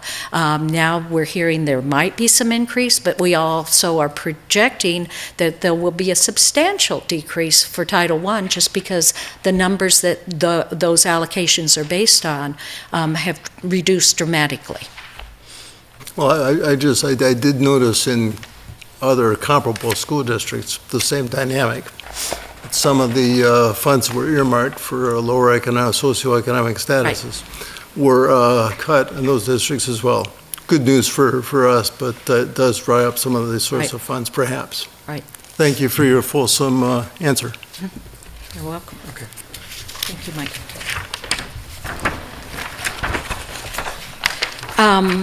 So overall, the budget that's being recommended is that overall a 3%. It's a little less than 3% with regard to our non-personnel expenses. Primarily our school budgets for the principals to use have been level funded.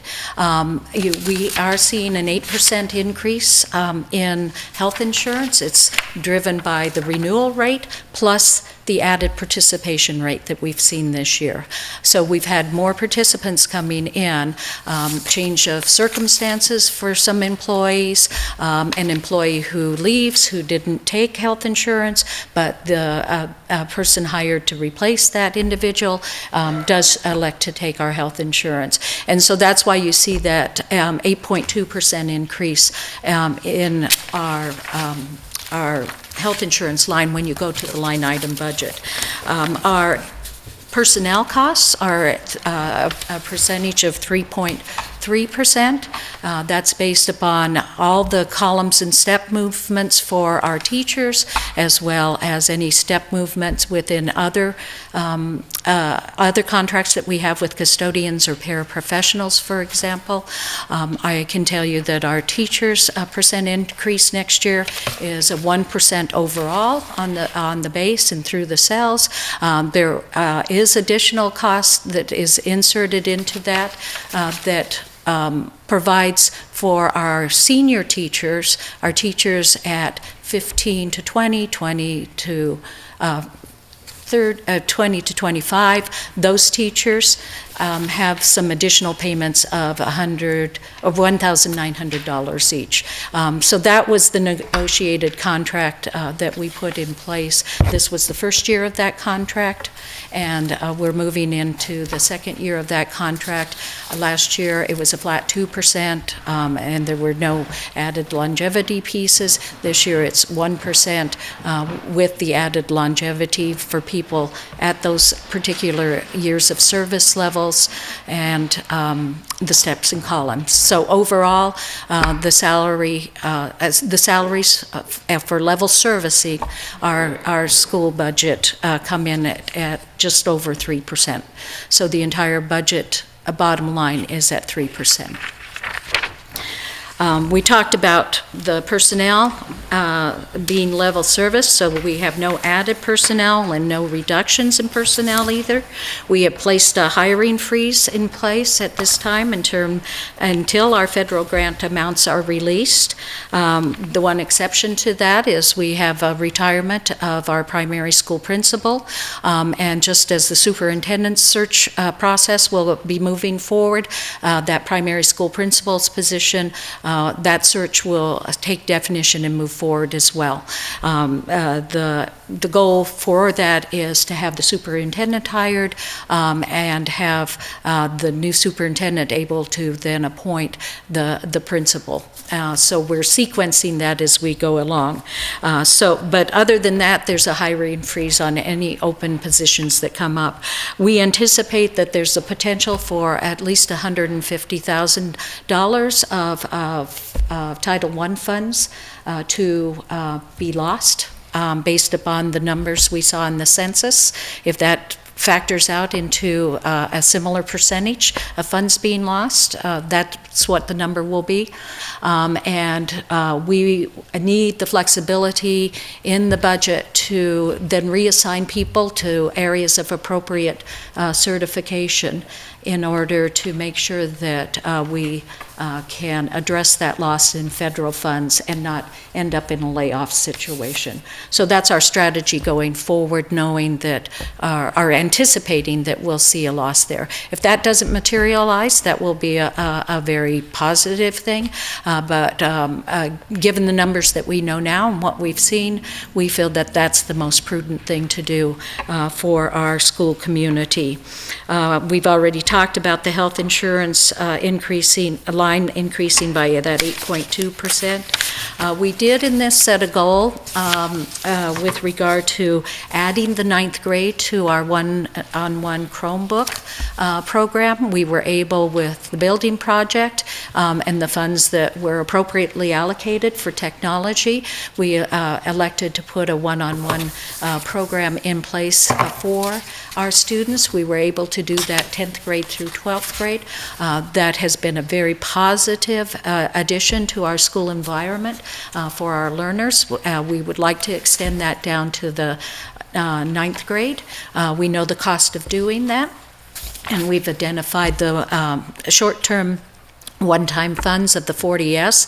I believe Ms. Brochu reported to us that those are in the neighborhood of $17,000 this year, and so our intent is to utilize those funds in order to put the Chromebooks in place for our 9th grade learners next year with that one-time money. And then Mr. Maladrinos has projected out with replacement costs of how we can make sure that we're able to keep refurbishing those computers after 4 years of use, and make sure that our students have Chromebooks that are not breaking down on them, that are functional, but yet which doesn't break the budget when we go to replace them. And that was a really important process that we went through, to not just say, oh, good, we can put this one-on-one program in place, but how do we sustain it? And we've done the same type of work around adding the 9th grade to that, so we have a pretty leveling of the funds going forward as the replacement of our ever-enriched technology goes forward. And as I repeated earlier, just to reinforce, our principals are going to be working with their faculties, really prioritizing the requests. Some of our schools came in with requests in excess of $20,000 of requests for additional new materials to use in their classrooms. We just aren't able to provide those at that point in time. We're always grateful to the many folks like the PTO as well as the Lions Club and other donors who help provide those gifts, those donations to our schools in order to provide those enriching activities. We're working hard to keep our user fees down, and the fundraisers that the PTO supports for each one of the schools certainly go a long way in terms of helping make opportunities available for our students to go on field trips, but those are done through gift funds and additional fees, if any, and if the fundraiser's a good one, it's at no cost, at no additional cost to the family. So those field trips aren't funded through the operational budget. Those come through the hard work of our PTO and others, and donations from our community. Particularly in the area, we continue to offer for our students the opportunity as 8th graders to go to Washington, D.C., our 5th graders going to Nature's Classroom, and those are becoming ever more expensive trips. We're mindful of that. We are so grateful to the community. The Lions Club, Conor Lorenz Foundation, have always been such generous supporters of those to make sure that all the students who want to attend are able to do that through those donations. We have in place a policy that if a student is on free and reduced lunch, no fees are charged. All those fees are waived. Parents are aware of those, and we work very diligently to make sure that students are able to really participate in the things that add to their educational experience without money being a barrier for them. So that's our overview of the budget. You have the line item budget at this point in time. We can speak to any questions that you might have, and I thank you for your service to our community and for the opportunity to talk to you tonight. Thank you. Well, we thank you for yours as well over these many years, and have a pleasant retirement. Thank you. I intend to. And also, I do again beg your pardon for the interrupted presentation, but It was thank all you. right. Questions? Good. Nope. Okay. How about the public? Well, thank you. Thank you, Loxie. Thank you, Mr. Cassidy. And I did. I'm going to jump in front of you. Maybe I should stand up here with you and ask Mr. Cassidy as well. I wanted to remind everyone that I have another budget hearing, and certainly the questions that were asked here will be carried forward to that for people that aren't able to hear this presentation, 7 o'clock, April 4th, in this room. Thank you. Thank you. Mr. Luck. Thank you. Thank you. Great presentation. Just a few things. The no ads is very clear. Are there any, I noticed in the line item budget, there are a number of positions that seem to be go up by a significant, I call significant, 10% or more, which is probably hours. Are there any positions that are going from part-time to full-time? There are no positions going from part-time to full-time. We've actually reduced, this year, we did some changes. I have a handout. Oh, you're good. Because, for example, at the beginning of the year, our guidance counselors across the primary school, we had a position where school psych was also a guidance counselor. So they wore those two hats, and they were, this person was at the primary school. So they were a half-time counselor, and they were down at school psych, a half-time school psych, okay? That individual moved. We also had a part-time school psych here, and then we had one school psych here at the Lunenburg Middle High School. So we were unable to find another individual that carried both those credentials, and so we hired a full-time guidance counselor at the primary school. They're in place now. And we took the part-time school psych position at the primary school and combined it into one, and we decreased a part-time speech position. So the FTEs worked out, but indeed, when you add these all up together, it stays the same. There was an adjustment this year, but the numbers all add up to the totals. It's just where they're distributed. So maybe I misunderstood. I don't understand. Yep, So it sounded that's all right. like It's pretty it sounded confusing, I like get it. That's why I tried to write it down for you. we had two part-time people who became one full-time person Correct. up here, and another case down here We where two had, part-time people this was a became one? full-time person. This was a full-time First, person. it split in half. Okay, Right, great. Mhm. right, okay. So that, you could say that this So is that's a that wash. same, Yeah, right? right. And then we had that. Which was two part-time That, people? that was a two part-time person, and now it's one. So we went from... So it's the So same. there is one, we've gone from two part-time who don't get benefits to one full-time Oh. who do get benefits. Part-time get benefits. So actually, in terms of access to, part-time get benefits. Oh, really? Those part-time get benefits, yep. Yep. I didn't realize that. Okay. Yep. I thought, is it an hour? So when do we break the benefit barrier? Is it a number of hours for part-time? You know, for a teacher, a part-time teacher at 50% or more is considered, benefit eligible. Great, thank you. Okay, Didn't know you that. bet. Great.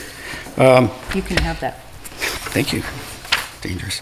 The Chapter 70, this is a great chart. Mike's, I'm going to ask him. Great chart. Is this, the Chapter 70 dollars on here, $7,494,000, is that all of the Chapter 70 that comes into the town, or is that a portion of it relative to what's in the school budget? So That's what the town is going to get. so that's the total town. That's the total town amount. Okay. So there's no, The Chapter 70. That's Okay. that's the state revenue. That's the state revenue. That the town's going to get, that'll come into the budget. that totally goes into that budget as opposed to split, because the town adds about another 30-40% to fund the schools. So none of that Chapter 70 gets allocated by cost. It's all just goes to schools. Mhm. Okay. Okay. In the line item budget, I couldn't find a line, I couldn't find, I'm sure it's there somewhere, any transfers back to the town or relative to the space in the patios. Rent, indirect costs relative to space in patios. Is there any transfer? Where would I find that? Either in the town budget or in the school budget? I don't care.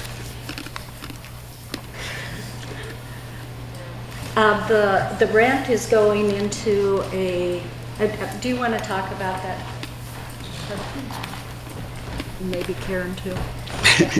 Karen can probably better answer that. There's a special revenue account that was set up at the fall town meeting specifically for any revenue to go into that account for the Passios building.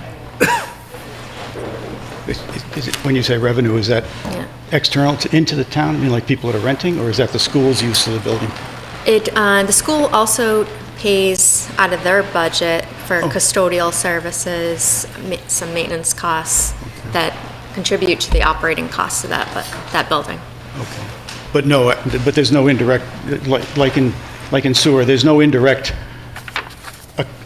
charge for the space of the building that's used for schools? Not that's calculated out. Not that's broken out anywhere in the budget? Okay. So it's basically in... I'm sorry. Yeah. Yes. It's basically in the town budget then? And in-kind services through costs that operate that budget, What that are they? paid directly out of this. It's in the special fund. So custodial, what are the other? Maintenance costs. Okay. Okay. And so could, it, The all right. custodial, So that's in the your budget? custodial cost is Yeah. in the school budget. Yes. Okay. The maintenance is provided. So the maintenance is in the school budget. There's, and the utilities are paid out of the special fund. The income, Yeah. Yeah. So that money is not included in this budget? not in this budget. Okay, thank you. For TC Passios. You mentioned, there was a 1%, when we look at the impact of the contract, I think it was like 2%, 1%, and 2 maybe percent in the third year, first year, second year, third year, and we're in the 1% year? In terms of the base increases, it was 2%, 1%, 1.5%. 1.5. Okay. But in this year, actually, the increase due to the contract is about twice this year as it is last year and next year because With of the other things. longevity, Because yeah. of longevity. And I think you mentioned that relative to the $1,900. I think we talked about that in terms of the negotiations, in terms of looking at the cost of the contract over the 3-year period. Right, right. So it is distributed differently depending on, Yeah, we get a bubble this year and not next year. which is why the 1% was there. You had mentioned that some of the high-end, long-term teachers get $1,900 because of that longevity piece. Right. Is that the max? Is that the max anyone gets? Because it was difficult to read the longevity because it sounded like you could actually get 3 times 1,900. So Yes, you can if you're there long enough. It's 1,900 in these 5-year increments. okay. So if you've been missing this for a period, it's sort of a catch-up. But there's some teachers are actually getting whatever 3 times 1,900. 5,700. Thank you. Yeah, I imagine This year. there's 1 or 2. Mr. Cassidy may know. Yeah, those... Just a couple. The very Okay. longest That's a fact, service. Right. So some are getting 19, some are getting 2 times 19, a couple are getting 3 times 19, which is why, okay, so I understand now why it doesn't look like 1%. It looks a lot bigger. Okay, thank you. And my last one, which is my favorite area of interest, I couldn't find in the budget where the sewer fees are. Mr. Londa has a line that says sewer. Oh, does it? Great, I just couldn't find it. It's on that line. I'll go find it then. I'll go offline and find it, and I'm sure... We wouldn't forget that. Thank you. Yeah, no, we don't want to forget that. All right. I said the last round, that's why I'm walking away. Yeah, and I wasn't kidding. Thank you. Thank you very much. Thank you, Carl. Okay, and with that, if there are no other questions, we'll hand the meeting over to Terry. Ross, Thank you. it'll take me a while to find the agenda again, but I believe that at this point, we're going to be hearing from the DPW Director, Mr. Rodriguez, who did not have 10 inches of snow to plow this week, so that was nice. Hopefully saved us a little bit. Hey there. I didn't expect such a crowd. Does anyone here on the stage need a hard copy? I do I not. would like one. Would you like one, Hannah? Fine, Jack.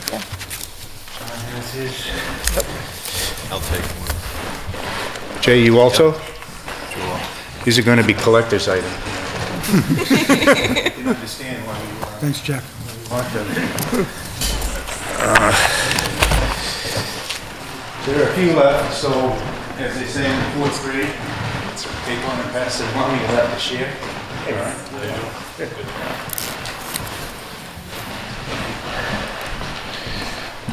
Well, as you can imagine, following Mrs. Combs is difficult. I really don't, for years, I listened to her, and I don't think there's anybody that's more articulate than she is. And she left before I could thank her, but what a great run she's had.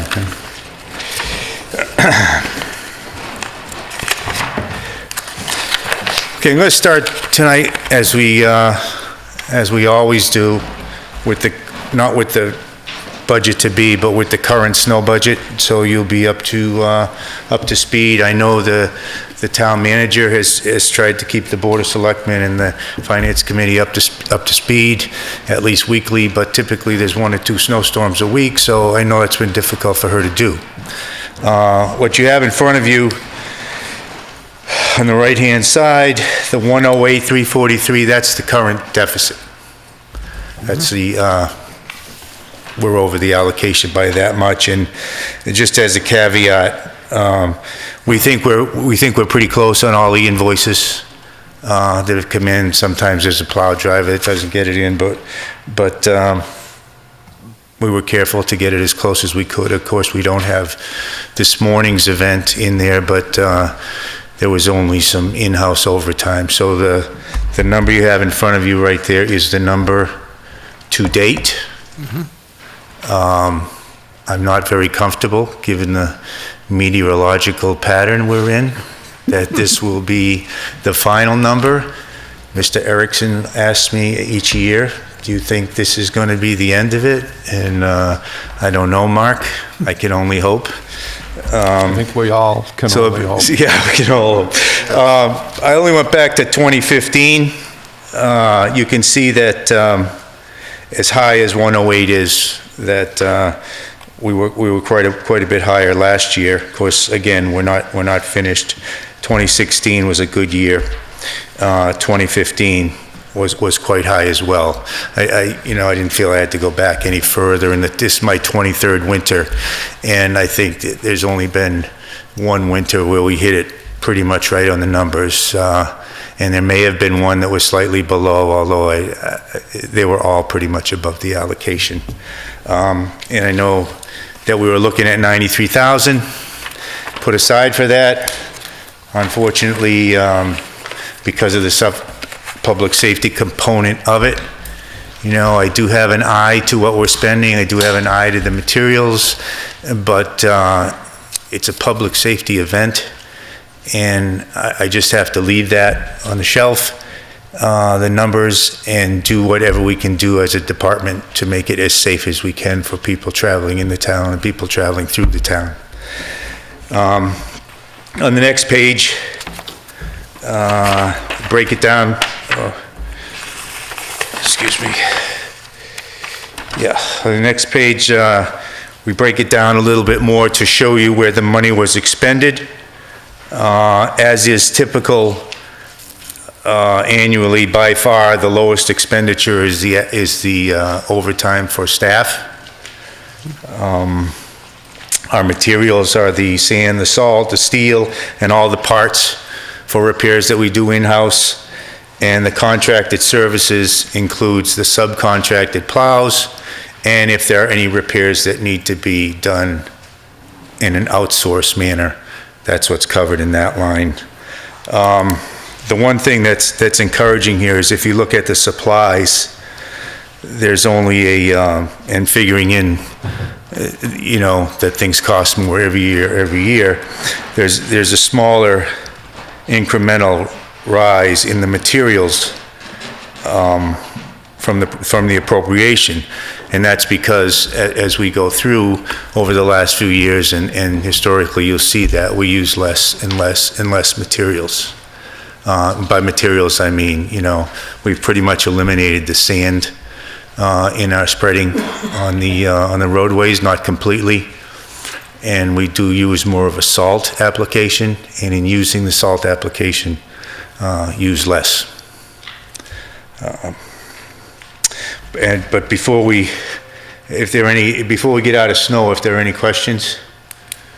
No, but I do just want to make sure that people do also understand that of all of the budget items that we have, this is the one line that we can run a deficit in, because it is a public safety issue. Right. And actually, I think legal, too, we can do it. That's what I mean. Although we don't have much occasion to use that. Right, yeah, no, Yeah. the department heads have been very, very good about not having to run it as a deficit at the end of the year, but yes, legally. Right. Legally, we can, yeah, for those, so you and I, we sort of take that for granted. Right. Which at times, frankly, at times it's a little demoralizing because we're always working against that budget. And there were some years I've come forward here and said, well, geez, look at this graph, you know, every year we go over the budget. Every year we go over the budget. And, you know, it used to be in Boston when Mayor Menino was the mayor. Geez, we have a budget, we have one snowstorm, and we're over the budget. We need, you know, more overtime. So, you know, that sort of gets ingrained with people. And maybe I take it too personally, but it almost, to us there, it seems like, you know, we're overspending, or we're not spending frugally enough. But I do understand, in speaking with a number of town managers and currently Heather, why this is done. So you're right, Terry, we do it. No, I just wanted to point out that it's not a reflection on the department at all. Thank you, that's what I'm trying to say. It's not a, Yeah, it's not a our fault. reflection on There you at go. all. That's just basically, that's Yeah, the only. that's right. And that's one of That's the right. reasons why we underfund it. And we know that going in. Yes. Pretty much, although there's variables in the winter that we can't control, and that's why they allow us to work in a deficit if we have to. Right. And if there aren't any questions on this, before I turn this page, you know, I just want to take the opportunity to acknowledge my staff. Absolutely. I didn't want to ask them to have to be here tonight. They don't spend enough time at home as it is, but, you know, this is a very small group, very dedicated group, and in the winter, they live by the telephone, they don't take vacation time, and they're obligated to come. Now, I understand that's what they signed up for, but nevertheless, they're people with families, and they'll come to work on a Wednesday, and if there's a snowstorm in our future, they really don't know the next time they're going to be home. It's nothing to work 24, 34, 36, as much as 40 hours at a whack. Go home 2 days after coming to work for the first time. And if we're fortunate enough to make the roadways black and wet in the first go-round after 30 some odd hours, the refreeze is what's really a killer. You get home, rest for 2 or 3 hours, and get a call to come right back in. So I would be remiss if I didn't mention these guys and the job that they do. And they're just humble public servants, but they're a big factor in public safety in the winter months. And what you have in your packet is something that we do storm by storm. It's a storm information. It's mostly for us in-house. We started doing this after the ice storm because what FEMA needed from us was very detailed for the reimbursement. So we thought it was a good idea to develop a very elementary software package. And this is great reading. If you haven't had enough of winter, you can go through and see who got called into where and how many inches there were. So I know that'll be very exciting for you. So I'm not going to go through that. I think we've all spent enough time with those storms. The next, what's a budget without a pie chart?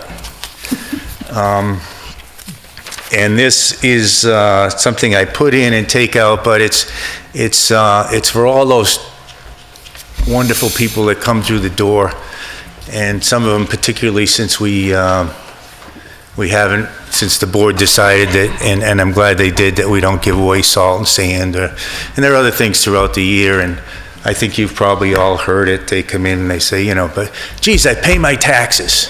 And we all pay taxes. Everybody in this room pays taxes.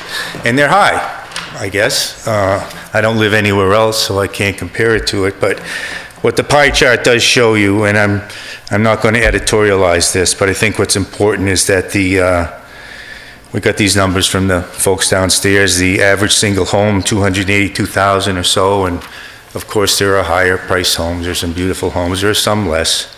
And the average tax bill is around $5,500. And out of that tax bill, the Public Works gets $388 annually. And I said I wasn't going to editorialize that. So we're on to pavement management. And as you know, this is something I can talk about for a while. This thing doesn't work, they knew me. Okay. Seems like for 18 years I came here and, started pounding this podium, but we need more money, we need more money, we need more money. Well, lo and behold, the community saw fit to pass a debt exclusion, which allowed us to spend an extra $1 million a year for the next 4 years. What our paving does, of course, is, it's a safer, again, the public safety issue, it's a safer means of travel. There's less time in-house spent on potholes and temporary fixes, which we'll get to in a later slide. It's more effective in our snow operation because you can configure a straight edge of snowplow over a rutted surface.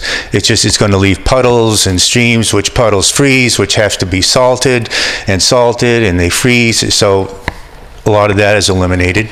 It's a safer driving. There are tremendous advantages to our drainage and our stormwater runoff, where the road, after it's reprofiled, the cross section is back to where it should be, with a crown in the middle of the road, which sheds the water off to the side. And in places where there's berms, takes the water down the berms and into the drainage system. On this slide also, and I know they have it in the TV room there, are two links. One is to the pavement schedule. Roads to be paved in the coming year, and the second one is a link to the 5-year non-disturbance paving moratorium. For those who aren't familiar with that, I titled that "Protect Your Investment." The Board of Selectmen, in their wisdom, voted upon a policy that none of these newly paved roads can be cut or otherwise excavated for 5 years. Now, there's a whole part of that moratorium that allows for emergencies and what have you. I'm not going to go into that now, but that's to protect this investment that the people voted for.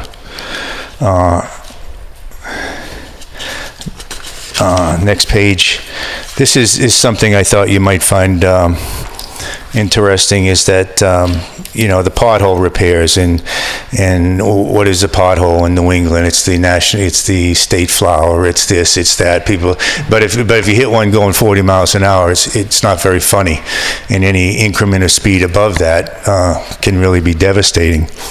So in 2016, before we had this infusion of funds, you can see here that we kept a pothole log, which I thought it was a little too cumbersome to put in the package, but we document and log every place we are, how long we're there, and if we return.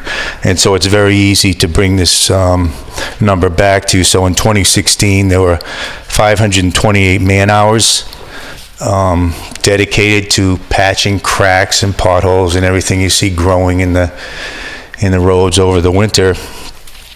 And then in 2017, it went down to 96 hours. In 2018, went down to 104 hours. And this is a direct result of the debt exclusion, because the debt exclusion targeted those roads. If you recall, the local roads, what we had for funding would primarily go to the main roads.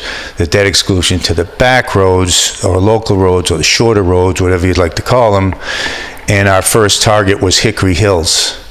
And the money in labor, materials, time that we've spent not going down there patching is really extraordinary. And it's somewhat reflected in these numbers. And then, of course, with that saving of labor, those people can be used to do other things. So it's a win-win all the way around for the paving. Not only our infrastructure, I mean, you know, we were very pleased. We were all very proud of our new school. I think we also should be proud that we're a community that has the foresight to look at least this component of its infrastructure, when infrastructure is such a hot topic and people can see it developing. We get compliments in the industry all the time for a little, you know, for a community of our size to be doing the kind of work that we're doing is really extraordinary. The next is your next slide, page 8. The life cycle of a road. Life cycle of a road. This is something you may have seen before, and I'll just go over this quickly. This is how we tried to explain what was going to happen, or what has been happening in this town over the years. You pave a road and you let it go for years and years and years, and you don't maintain it. After the years on the bottom, it's so beat up, it's so debilitated that it costs you mile for mile an extraordinary amount of money to get it back where it should be. And that's the process we're in now, getting it back to where they should be.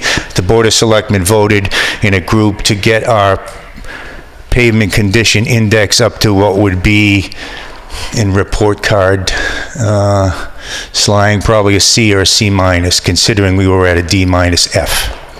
So after the 4 years, we'll be up at a point where we have to be very careful not to let these roads deteriorate like we do. Once we're up there, now they're at a maintenance level where it won't cost us, if we have to repair a road, it won't cost us hundreds of thousands of dollars. We can do things like crack sealing and overlays and things like that. So if we can keep them all up, the price per year will be reasonable, will be less. It will still be significant. It's about 100 lane miles, and it'll be an expense that we'll incur year after year, but it's something we can't let ourselves fall back on. There's a pavement management line in the budget that was dedicated, obviously, to pavement management. The debt exclusion will run out in another 2 years.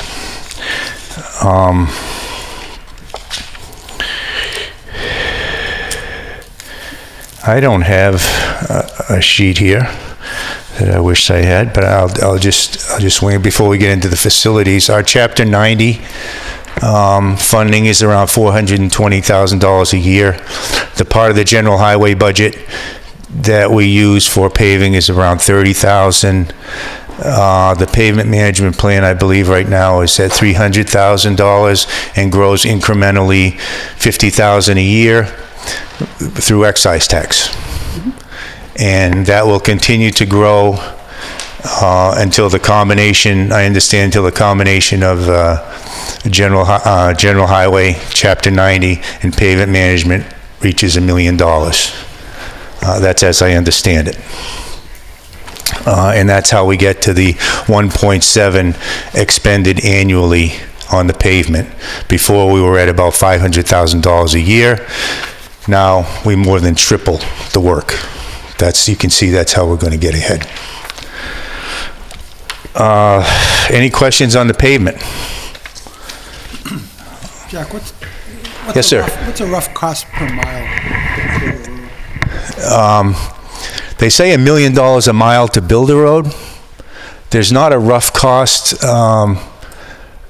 because there are too many variables, George. There's width. You know, is the road 28 feet? Is the road 19 feet? Significant difference. Is the surface of the road something you can build upon? Does it have to be ground? Does the pavement that's existing on there have to be taken away completely, or can it be used as a base course? So I'd love to give you that number, but I don't think there's a difference. But there is, maybe the number you've heard is that if you're going to go from point A to point B, industry standard, it's $1 million a mile to rebuild. Yeah. Anything else? How would you rate the progress on the pavement management plan? We're 2 years into a 4-year plan. Have we spent half the money and achieved half of the results that we're looking for?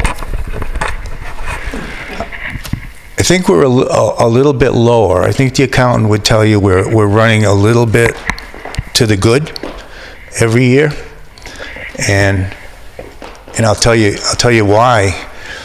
Is because, to be perfectly honest with you, the construction season is so short, and there's so much work, and there's only really myself to do it, to oversee it.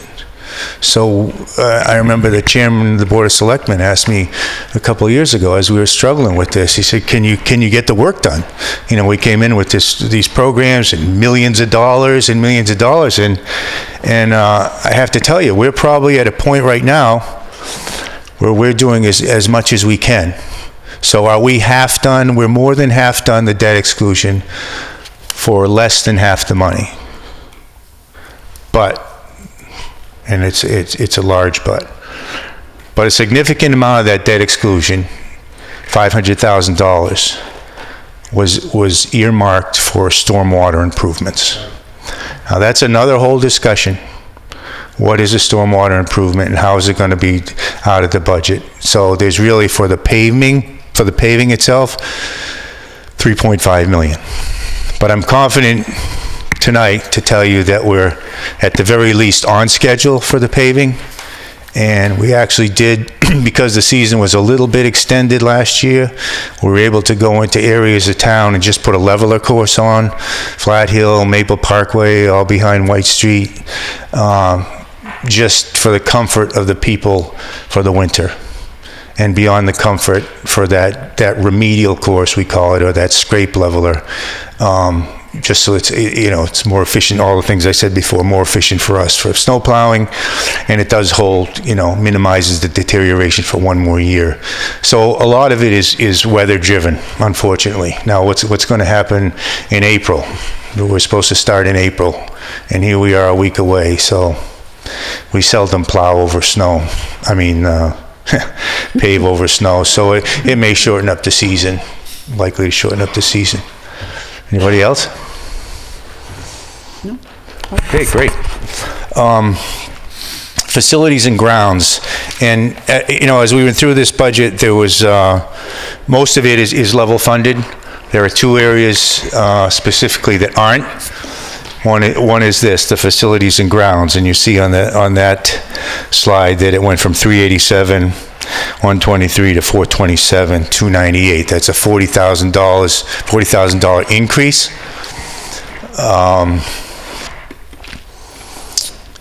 And this is going to be, this is sort of how I felt years ago, $40,000. I mean, look at the things we have. Look at our buildings. Look at what we have to do with our buildings. What is $40,000 going to do for us? That's the way the pavement management started. We started that PMP dedicated line with somewhere around $150,000. And, I can spend that in an afternoon. But the good thing is that you get it into the discussion. And people understand we're putting, it's important to the Board of Selectmen, it's important to the town manager, it's important to the community that we begin to dedicate money to that process. I typically don't use quotes, but one that seems, and I don't know who said it, maybe somebody does, we can't let the things we can't do stop us from the things we can do. So if we can spend $40,000 and we can do it constructively and put it in a place where it takes that one step ahead, that's what we're going to do. And that's what we're going to do with this $40,000. Once you get past the list of places where it could in fact be spent, you go to the next sheet, and it's just a, including but not limited to kind of sheet with the Vertex survey that everybody should be familiar with now. There were a lot of things that could be done now. Not that they shouldn't have been done before, but things, the low-hanging fruit, so to speak, where these are things that you can do right now. That's something that we're going to look at in part for this $40,000. There are other projects here, and the list could go on and on. Some were in Vertex, some were not. One is that bathroom right there. It's a debacle. There won't be any problem finding projects for the $40,000. And with this 40, we hope to parlay it into the capital plan. We hope to look at some of these projects and, put some in the capital plan, put this 40 with it, maybe a larger project, or do something with 20 and 40 and something in the capital plan. So we're going to move that money around, and we're going to look at other sources of revenue. The Green Committee may have some projects that we'll be able to marry to this 40,000 or separately, and was encouraged just last week. In fact, I still have the gentleman's business card here. Unitil has subcontracted a company called, I think it's AECOM, A-E-C-O-M, and they are another one that are going to look at our buildings. We're going to start with the Public Works, only because I want to get a feel for what they're doing. And they're going to identify with our facilities people improvements, naturally energy-related improvements. And we're going to apply for those and aggressively pursue those. And if we're awarded those, Unitil will pay 70%. So that's a pretty significant number. We're going to push on that pretty hard. And then just to point out in the budget that Yes. this is showing up in the contracted services under facilities and grounds. So Yes. that's the figure that, okay. Yes, that's where it is. And that's in the recommended budget at this point. Yes, it is, correct, yep. Thank you. The buildings are such a hot topic. I understand it is for all of us, and there may be people in this room, frankly, that know as much or certainly more than I do, but if there are any questions on this, I'll do my best. The best is yet to come on these buildings. So the best is yet to come. We're in a generation. I mean, you look at the Lancasters and the Boltons and other places that you look at them and say, geez, these are great little town centers, and they've been there for a couple of hundred years.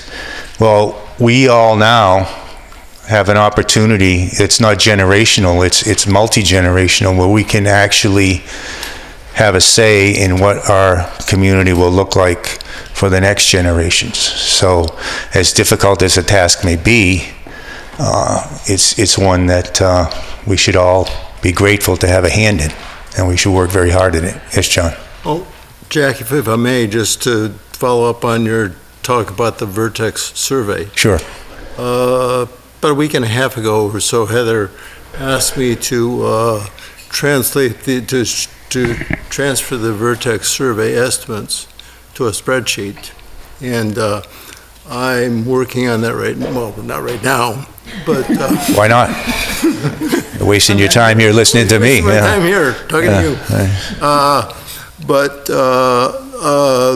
in the next week or so, I should be finished with that, and the reason I bring it up is just to piggyback on what you just said about taking first steps. And number two, to ask if I could meet with you sometime next week to talk to you about some of the technical issues that come up with that, evaluating the numbers.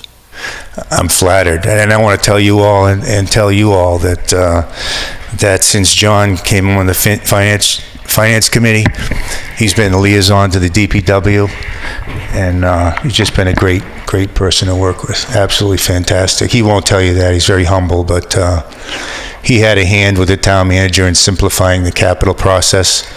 He's now going to take this job on, and thank you. Appreciate it. And do I have time for you? I mean, anytime you want to come down, of course. And just to continue that, John, going to these capital planning meetings year after year was so difficult with the buildings once we took over the buildings, because we were just reactionary. It's like, oh, this burner's going to go. Is it going to make it through till next year? Well, I don't know. Well, this window's broken, and that. It was totally reactionary. What do we have to do now? At least Vertex, the program Vertex has put forth, will give us a foundation for a capital plan, which was, before all this reuse discussion started, this was our plan. It was decided that this would be a plan for us and not to come in a reactionary mode, but step back, look at everything. So this will be incredibly helpful for us. What happens with the buildings down the road, that's another story, but this Vertex report will be great, actually great for us. Anything else? Terry? No, I was just going to say, as we move on to vehicle maintenance, Yep. before we move on to that, I think it's time for you to stop calling it the new library. I know we're talking generational stuff. Will do. I'm sorry, Hannah. It's go ahead. Hannah? I was just wondering, the ACOM person that Yes. you said that you were talking to, is it going to be like a free estimate, or is it something like Vertex where it's going to cost money to have them come in and look at it? No cost to the town. Okay. Except for those couple of hours that one of our individuals will be with them. And there's a cost to everything, but no cost to the town. I'd be here first asking for the money before I was spending it. Yeah, the new library, it's like the old primary school. It's like the old DPW director. Listen, I'm a senior citizen, a parent of a school student, and a member of the Eagle House, I already said that, and a department head. So I've got all the bases covered. I'll try to remember not to call it the new library. Okay, I get it. Now, vehicle maintenance. This is the second last and only other area outside of budget. Now, you look down and you say, well, the budget says in 195 and 18 and 182 and 19, where's the increase? Well, what I'm asking for is an assistant mechanic or another person in the garage, and so that increase would be reflected in the salary portion of the budget, and not, even though he'd be working in vehicle maintenance, the salaries of the people in vehicle maintenance are not represented in vehicle maintenance. And the decrease is actually was a decision of the town manager, and it relates to the police. So there's really no discussion to be had about police there. But in order, I thought I was only going to have a half an hour, and I've probably gone over that. Now, I gave you a list of my reasons, some of them why.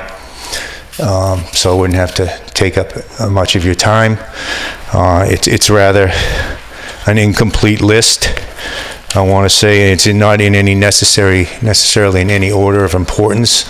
I stood right in this very spot over here a couple of years ago with Chief Marino and Chief Sullivan, and there was $20,000, $30,000, $40,000. I don't know. It was up for grabs, so to speak, and felt good about having you and others consider putting it into the public safety, getting more policemen, more firemen. I don't have to make that case. I think that case was probably made a couple weeks ago. So our staff was decimated during the time when things were rougher, and it never got back. It's only up to about 70%. And this is one place, and again, we're talking about public safety here. It's not just another position. It's not just another person filling potholes, not that that's not important, or doing drainage. We only have one mechanic, and that one mechanic repairs and services every piece of motorized equipment in the community, from every department, from pumps, generators, and all the vehicles, all the police vehicles, all the highway vehicles, to some extent the fire department vehicles, although the newer the vehicle, the less we can work on it because of the licenses, because it's actually a life or death piece of apparatus. And it's simply too much work for one person. And this one person has been around for 12 years or so, there's 4 or so weeks vacation there. He does get sick occasionally. And when that happens, when he's not in, that whole component of the department is shut down. So if a cruiser has an issue, I mean, it's okay to put off services and whatnot, but if the frontline cruiser has an issue, it's got to be shipped to Townsend Ford or some other vendor. I think the labor price per hour now is somewhere between $75 and $100 an hour. We have to get it there, and get it back. So that cost alone would justify it. The fact that this person who's our mechanic now also is a frontline plow salting person, and if something breaks down in one of the other trucks, one truck comes off a route and it's snowing an inch an hour, his truck also has to come off the route. So we've got 2 trucks down every time we've got 1 truck down. Sort of tongue-in-cheek asking for more people, because I think there are places in the community, frankly, where there might be a better argument for more staff. But I think it's important I make this point. I think it's an important point. I think it's an important position. It's one that we had years ago that was never filled. And honestly, I wouldn't be standing here promoting it if I didn't think it was absolutely necessary. I'm going to also just assume that, like all of the positions at the DPW, that it's basically a multiple role. So if it's not any work in the garage, that this person would be performing other functions within the DPW. Yeah, we're an all-hands-on-deck operation. Yeah, all 7 of us. Any other questions on that? Jack, is the Yes. in general, is the age of all the vehicles aging gracefully, or where are we in that? You mean like me? Yeah. Actually, I'm going to tell you, the capital planning committee, the town manager we have today and the previous town managers have been very, and the folks, because they vote for it, but it doesn't get to the vote on town meeting floor unless these folks here support it, have been very supportive of the fleet, of replacing things now in the last maybe 5 or 6 or 7 years. You know, we had trucks that were 1980 something or others, and I think it was the selectmen that said, you know, we can't kick this can down the road any longer. The repair bills, it wasn't, the repair bills were high, yes, but it was getting so bad that the trucks were so old we couldn't get parts for them. So they'd just go out of service. The money we spend in vehicle maintenance obviously grows exponentially with the age of the vehicle. That's whether it's a police cruiser, a highway vehicle, or anything else that's mechanical. So it's directly related to the age of the vehicle, the use of the vehicle, the maintenance of the vehicle.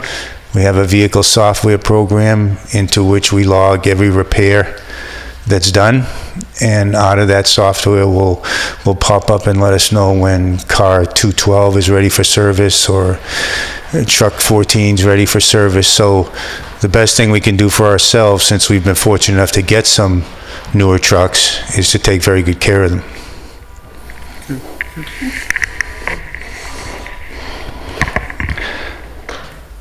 Did you hear that horn? That's my wife. It's time to go. Okay. I think, you know what, those are the high points. Everything, not that it's not important, believe me, but tree removal, we're level funded. Everything else is level funded.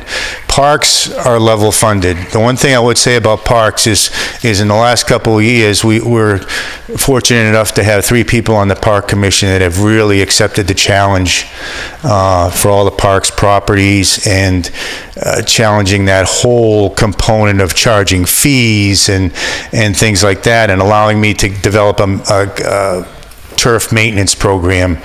And they've really worked very, very hard. So I think in another couple of years, a number of those properties will be self-sustainable. The cemetery is level funded. The only expense that comes out of DPW is the cemetery superintendent's salary, and you'll find a very slight increase of $3,000 in the overtime there, because we have a very conscientious person that works there. And in that kind of a situation, if you've had the misfortune to deal with that, it's not something you can often fit between 7 and 3. And we do everything we can to accommodate the people in their times. And a lot of that is on Saturdays or even Sundays or after business hours. So we're going to pop up that overtime in order to, yes, to pay him, but also to accommodate the general public. Unless there are any questions, and I hope there are, we're on a roll here. We're looking forward to 2019. We're looking forward to the paving. If we can get some good weather, we're really going to blast out of here. There's Summer Street project, which personally I've been working on for 20 years. Finally went out to bid, and the bid was awarded. And I think the bid number was somewhere just above 8 million, so it's slightly under the engineer's estimate. That's going to start in the spring. That's all state and federal funds. We did get another job for Route 13. That's going to be a rehabilitation and a repaving of Route 13 from Northfield Road to the Townsend line. That's going to be a $2 million job. That's also going to go off in the spring. It's going to be a very, very busy spring. It's going to be a very busy construction year. Route 13 will probably be a one-season job a little bit into the next year, but the Summer Street job will go for at least 2 construction seasons. It's going to be great improvement. So we'll be doing about $20 million worth of work in the next 3 years on the roads. Question? Jack, I see a lot of towns, as I drive through them, they're repurposing the landfills with like solar farms. Oh, you're looking at my last slide. I almost forgot about it. Yeah, is that on the radar? That has not only been on the radar, that has been submitted to the board on at least 2 occasions that I know of, different organizations. I'm not awfully involved in that, but I think part of that keeps that from happening is the grid and how it can accept that juice in that particular section of town. I don't want to oversimplify it, and I probably, there's holes in that story, but it has been brought to the town, and town has not moved on that as of yet, haven't gotten the right deal or anything. And that's the last thing over here. That's the last slide. This is how we started Summer Street 20 years ago. We threw it out there and we said this needs to happen. And there's Summer Street. So, well, this needs to happen. So, this needs to happen. And it took 2 decades to make it happen. So your last slide this is my 3rd year throwing it out there just to keep it in discussion. Water and sewer go down to a huge lot adjacent to the capped landfill. You've got a graphic there. It's not to scale. And I just think that would be just a super spot to have open space, athletic fields, some recycling. We do recycling down there now. And, that hasn't quite gained traction yet. There's some local contractors that want to get involved with that land. There's some conservation issues, but I can tell you, maybe not in my tenure here, but I guarantee you that'll happen. That'll happen. We need more field space. There's space there. We own the land. It has utilities. Be a great place for a bonfire. It's all good. It's all good. So keep that in the discussion, and God willing, I'm here next year to pop it into your consciousness again at the end of the presentation. That's it. That's it. Any questions from the floor?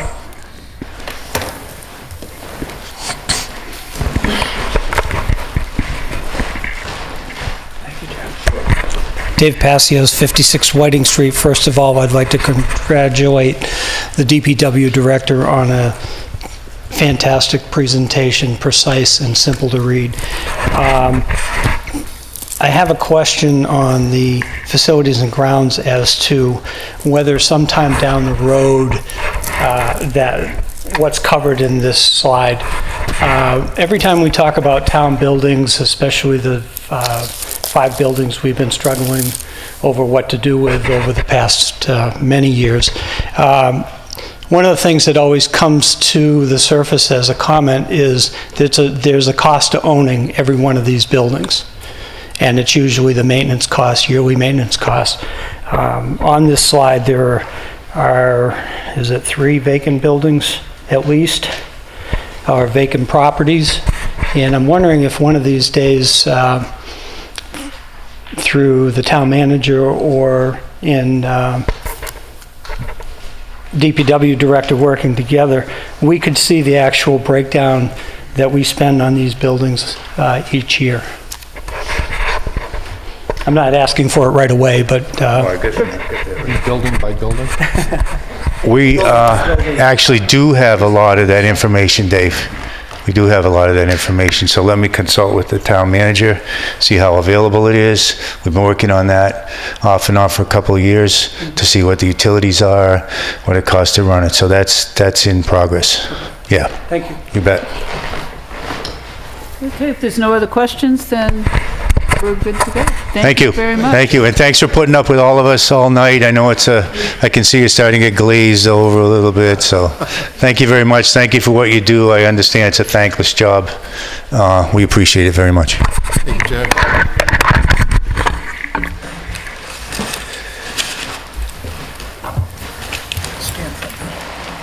And then we'll move on to sewer.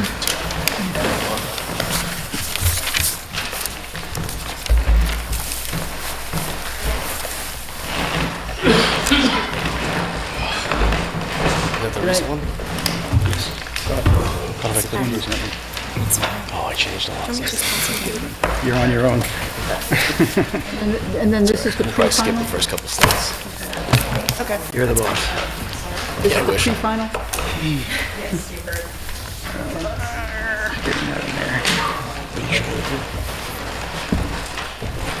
Thank you. Okay. Thank you. What is your name? Oh, hi.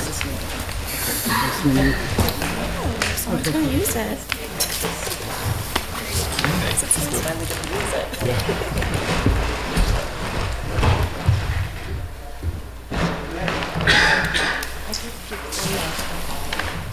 Give the flash drive. Yeah, thank you.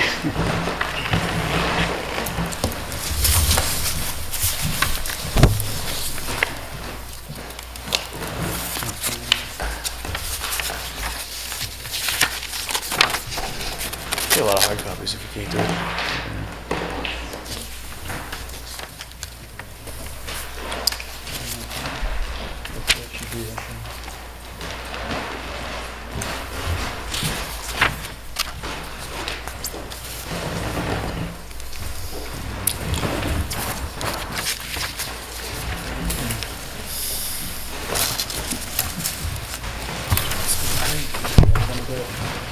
That's okay. We'll go along with that already. Yeah. All right. Hey, everyone. Having fun so far? We're having a great time. Oh, good. Absolutely, and welcome to your first presentation. Thank you. Thanks. I only have like 2 pages. So if you want to just Breaking me in introduce slowly. yourself. Yeah, I'm and- Joe Anderson. I'm the chairman of the Sewer Commission.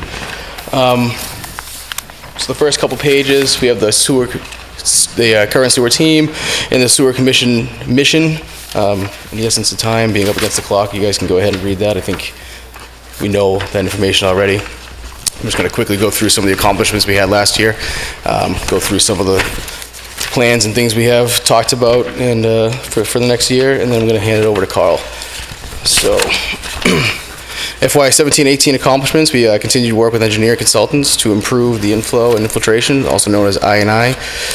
We submitted the first DEP report on I&I performance. We continued to work with food service establishment owner and operators on FOG regulations and procedures, and started research on billing outsourcing, and that's ongoing. For FY 18-19, we're trying to purchase recommended spare parts to ensure timely repairs and replacements at 10 pump stations. We have ongoing I&I studies. We continue research and implementation of billing and outsourcing. Trying to improve communications. We have some workshops set up, both internally and with the public. And we're trying to create a long-term maintenance plan for sewer infrastructure. So that's kind of what we're trying to do next year. Okay, before going on, when you say FOG regulations, what are we referring to? What's FOG stand for? Sorry? Fats, oils, and grease. Fats, oil, and grease. Really Okay, fancy thank stuff. you. Got it. Like grease traps, things like that. And I'm just gonna go to, sorry to skip around, just trying to, we'll try and get a little quicker here. At the end, I have a couple more slides, I'm just gonna do them now. Real quick, I just want to do the many thanks to on the second to last slide. I'd like to first thank Jack, of course, for supporting and working with the commission, assisting with his knowledge and expertise to protect and improve sewer operations. He's always there to help and always there and giving his opinions and knowledge. Of course, Barb, our business manager, for continued unwavering support, hard work, and patience. All of our contractors, we have Small Water, Wright Pierce, Weston and Sampson, and Flow Assessment. All of them help us with anytime we call, they answer all of our questions or come in. The Board of Selectmen for their input and support. Karen Brochu for her financial assistance and patience. We want to thank Town Manager Heather for her time and interest in supporting the goals of this commission. And of course, the Finance Committee for their support and confidence. I want to thank you guys as well. So that's pretty much my portion for now. I'm going to hand it over to Carl, and it'll be no surprise that he's going to take a lot more time than that.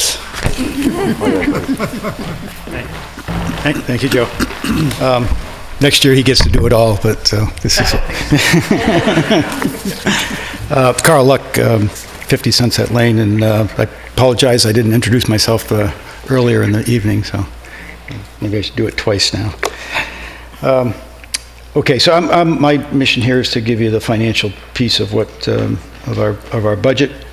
So I'll go right to this slide here, and I apologize to everybody in the audience here. I think people at home are seeing this though, because PAC does have it. They're not showing it? There it is. Glad we mentioned that. Okay. Yeah, just first, from a financial administration point of view, I mean, I'd like to remind everybody here and at home, certainly you know well that this is an enterprise fund. So the mission, the charter of this organization is to be cost neutral to the town. So this, under the correct circumstances, properly run, should have no impact on the town's budget. This is totally funded by the people who are connected to sewer. Okay. So in terms of financial management, we establish policies that relate to financial management as well as other policies. We are establishing a policy for capital reserve stabilization. That last year we just started that. It was the first time that we've been break even or better for I think four years now, which we were quite happy with. And last year we took the excess funds, and was the first time we could actually put those into a capital reserve fund, so we can start building and on that. And the key there is that we're funding that out of operating revenues, not out of our bank account. At least that's the objective, and that's the policy that we established last year. The rest of this I'll just skip over because it's already late in the evening. I guess the only thing I'd like to focus on is that we're trying to really establish a cost-based accounting, so we really fully understand where our costs are, and that we're appropriately accounting for them. And we'll touch on that again, but mostly from the point of view of to make sure that the enterprise fund is covering its cost, that there aren't some costs that are slipping into the town budget that are being covered, or vice versa, quite frankly. So, and that's quite a challenge to make sure that you really capture all your costs, and so you really need to be careful about how you capture costs so you can track them correctly. And I'd like to, compliment Karen on helping us understand all these things, which are pretty complex. Unfortunately, as opposed to prior years, I have to put a little disclaimer here, because this year, between the weather and some quorum issues, we as a sewer commission did not really have sufficient time to wring this budget out. We were under a pretty big deadline. We did what we thought was a good job back in February 13th or so, and approved a budget. That's basically the budget I'm going to present tonight, but it has some issues, as you'll see. The Sewer Commission has not been able to meet since and discuss the budget since 2013. So a lot of what I'm going to say here tonight, we can take as my view of the budgets. It's a pretty experienced view. I've been doing this about 12 years, but it is my view. The Sewer Commission hasn't had a chance to review this, so I'm going to make some comments tonight and some recommendations that need to be reviewed next Tuesday by the Commission, or not. That's their choice. They can not review them too. So again, the budget we're presenting tonight really hasn't been reviewed by the commission. I consider it a worst-case scenario. This budget works, but this budget is not a break-even budget. The commission on the 13th of February believed they approved a break-even budget, and break-even being it funds all of our expenses and provides the funding for the capital reserve. Unfortunately, some of the revenue items that were on the spreadsheet were not correct or in the right places. So when we balanced the budget, we had more revenue, almost $39,000 more revenue than we really had. So the budget you're going to see tonight is the budget we approved, but when you correct for the revenues, it's not break even anymore. And that's our challenge going forward, and that's the challenge I'm going to take back to the commission on Tuesday. And I won't read all these things here, but you can see it here. I believe we can meet that challenge. I already see opportunities within the budget that I believe if we work together next Tuesday, we can get to what we thought we were at, which was a break-even budget that puts $22,000 into capital that doesn't come from our bank account. The articles, similar, I'll go over where the articles stood, at least between Barb, Karen, and I a few days ago. They haven't been reviewed by the Sewer Commission. As a matter of fact, the Sewer Commission had very little talk about the articles because at that meeting we thought we had 3 more meetings to address them. So we didn't even approve a set of articles to be presented at town meeting yet. That has to be done next Tuesday also. Unfortunately, with the warrant closing today, what goes in the warrant is going to be the articles. So we're going to have to work around, what's going to be in the warrant. We can change some dollar figures, but whether or not one of the articles that you're going to see tonight is in the warrant is still up in the air. And I would offer, and I'm sure the commission would support it, that I'm hopeful that we do resolve the break-even budget issue, which means there would be an update, and I would be happy to come back or do whatever you would like to do to get a briefing on that. And it doesn't have to be a whole half hour. Hopefully, it would just be where the differences are that get us back to break-even.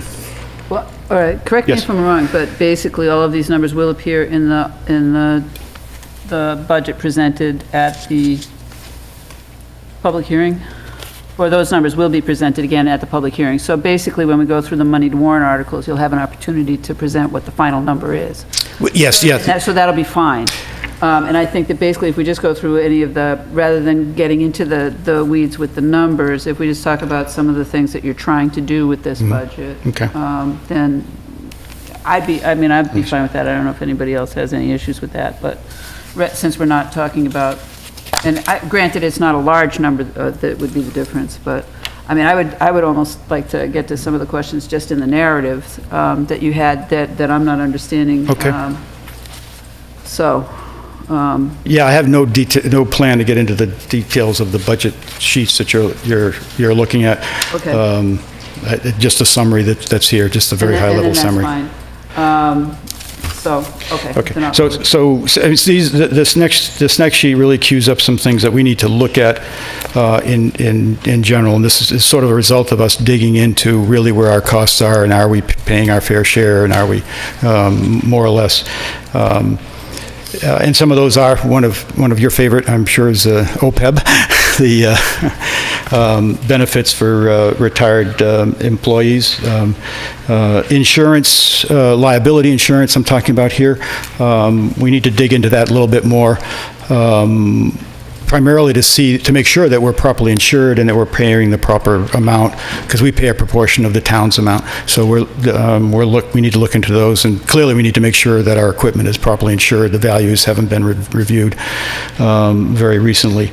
Office space is another indirect cost that we're paying for that we need to understand better.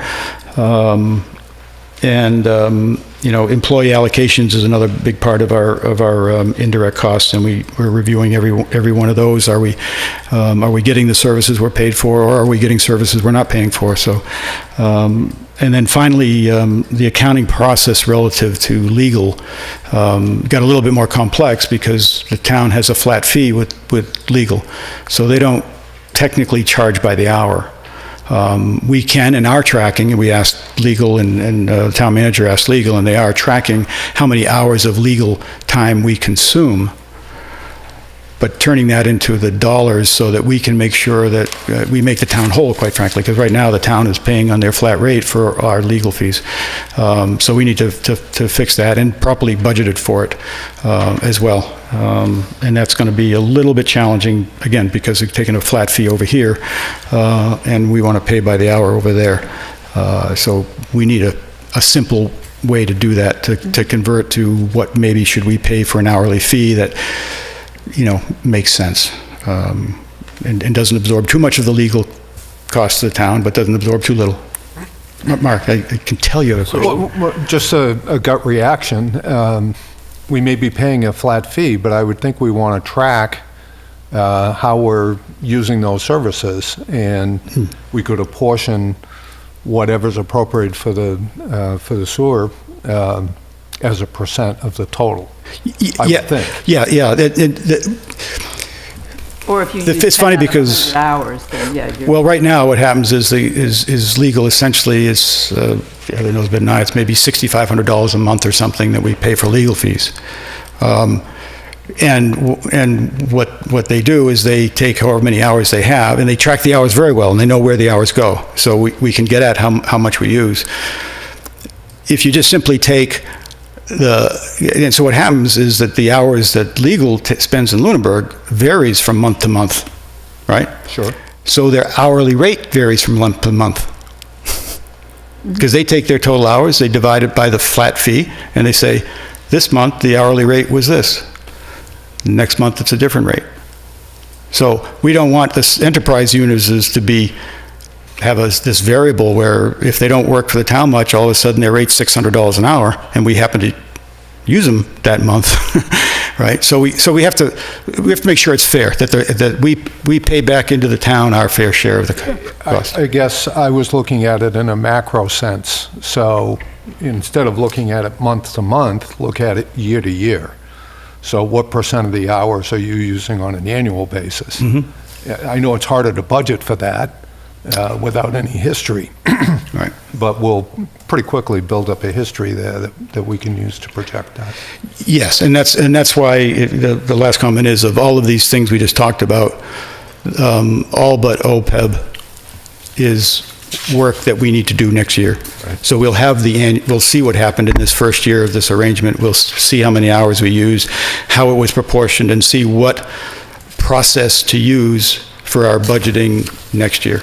For this year, we need to work with the town manager to make sure this year we pay our fair share, and that'll be a little negotiation. But we, with this year's data, should be able to better project next year's budget. So that would certainly lend itself well to making sure the allocation of the DPW's director's salary is fair to you, if you tracked it on a monthly basis, I reckon.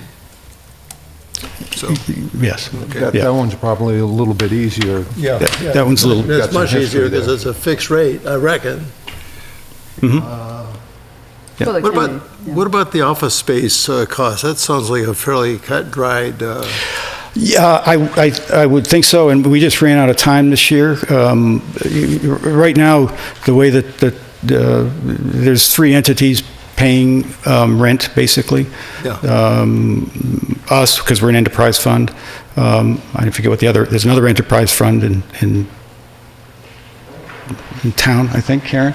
But PAC pays rent, again, because they will be an enterprise fund. And there's one entity, the Ledger, was paying rent. So those are the 3 people paying rent. Right now, there's just, and for quite a while, it's nothing to do recently, for many years, now that we've looked at it, say, and asked that question, well, what's the number based on? It's based on, that's what all 3 of you are paying. It's not based on cost. floor space or actual cost. So we want to dig into, okay, what is the actual cost? So we're paying our fair share of actual cost. And it's probably going to get a little better or worse, I don't know. You just heard PAC say that, they're using 900 square feet. We're paying the same amount of them. We're not using anywhere as 900 square feet. They're going to go up to 27 or 2,600 square feet. So these things are moving around. So these costs have to move with, the entities. So we're talking about costs right now. Yeah. But the other side of the equation is revenues. Mm-hmm. If you find out that the costs are materially different, how do you square the circle that, how do you, what do you do? How does it affect your customer base in terms of recovering the costs or paying for the costs for office space, for? But it's right now we pay a fixed cost, which has been $6,000 a year. That may go up or down depending on when we finish this analysis. And if it goes up, that would result in an increase in the per unit charge? No. No, it would not. We have done a outstanding job, the commission has, for the last 5 years, and there have been cost increases everywhere. We have not increased the rate at all in 5 years. Don't plan to this year. And I don't know how many years I'm going to be here, but my goal is to not increase the rate, to keep becoming more efficient. We're getting more users every year. Our overheads are already absorbed. Mm-hmm. So fortunately, we're being able to keep up with it, and I think we still can now, and set money aside for capital. So, as long as we keep adding users, the cost can grow and we don't have to increase rates. Yeah. So hopefully, and this would be a small number, maybe it's a couple $1,000 plus or minus for this example. We should be able to easily absorb that. That wouldn't cause a rate. Thank you. No, it's a fair question. Yeah, I'm already up to OPEB. So. And I mean to go through all this, but it's such an interesting subject. I've been doing a lot of homework on it, and I had the opportunity to go to the Mass Municipal Association, and there was a whole workshop on it, and there was a lot of good questions, as I put down here. Some of the communities are saying, is it really real? Is this, we have $48 million, $49 million of liability on a piece of paper somewhere. And other towns have a lot more than that. And their first question is, well, is this really real? What is the risk? Everybody agreed there's an importance to our bond, rates based on this liability out there and showing good intent. Nobody will put a number on what that is, but it was an interesting discussion. One of the more interesting things and mostly difficult things to do is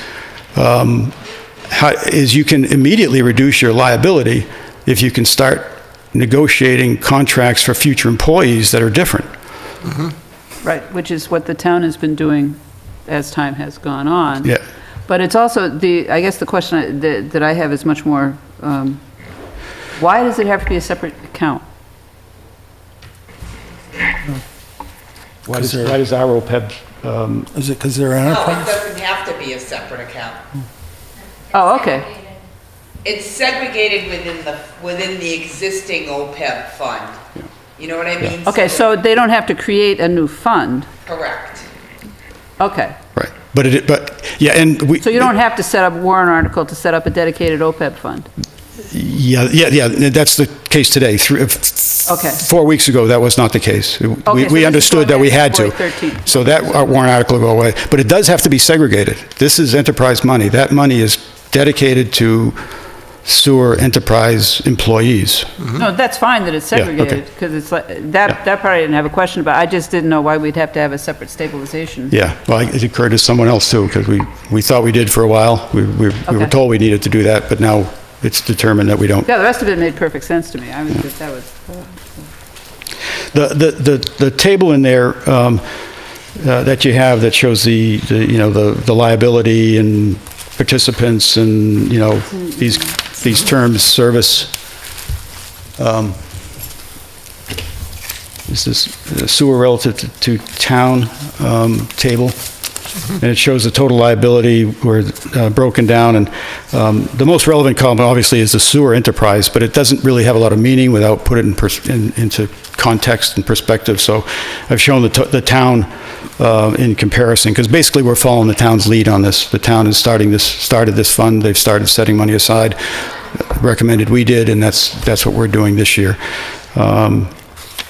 And I think a lot of this chart is I put together for your future use and your understanding. Karen helped me try to understand what service cost was versus OPEB expenses. And the next sheet there is the town, isn't it audit? I don't know what you call him. Is the town's actuary definition of those terms, which I've simplified on that table, because it was hard to get my head around. If we put aside how much the service, the service cost in that thing, which for us the service cost is like $6,559. If we put that aside, what does that mean? And that's the reason I wanted to put this together for the Finance Committee, because I know you're interested in this, and when we talk about adding heads, it's hard to get your head around what other incremental costs come along with a head. We have conveniently a very nice example for you here, because we have one employee. So that's basically the cost of an employee. If we add an employee and we do not put away $6,500 a year, in addition to all the other things, if we don't put that away for that employee every year, we're going to build liability. So that would be an interesting number for you and your future thoughts of what is the cost of headcount. So this was the calculation. We're going to put, the long story short, $656, which is 10% of our service costs, which is really 10% of the benefit that we are committed to every year. So it's small, but it's bigger than the percentage the town puts aside, so I didn't feel so bad about that.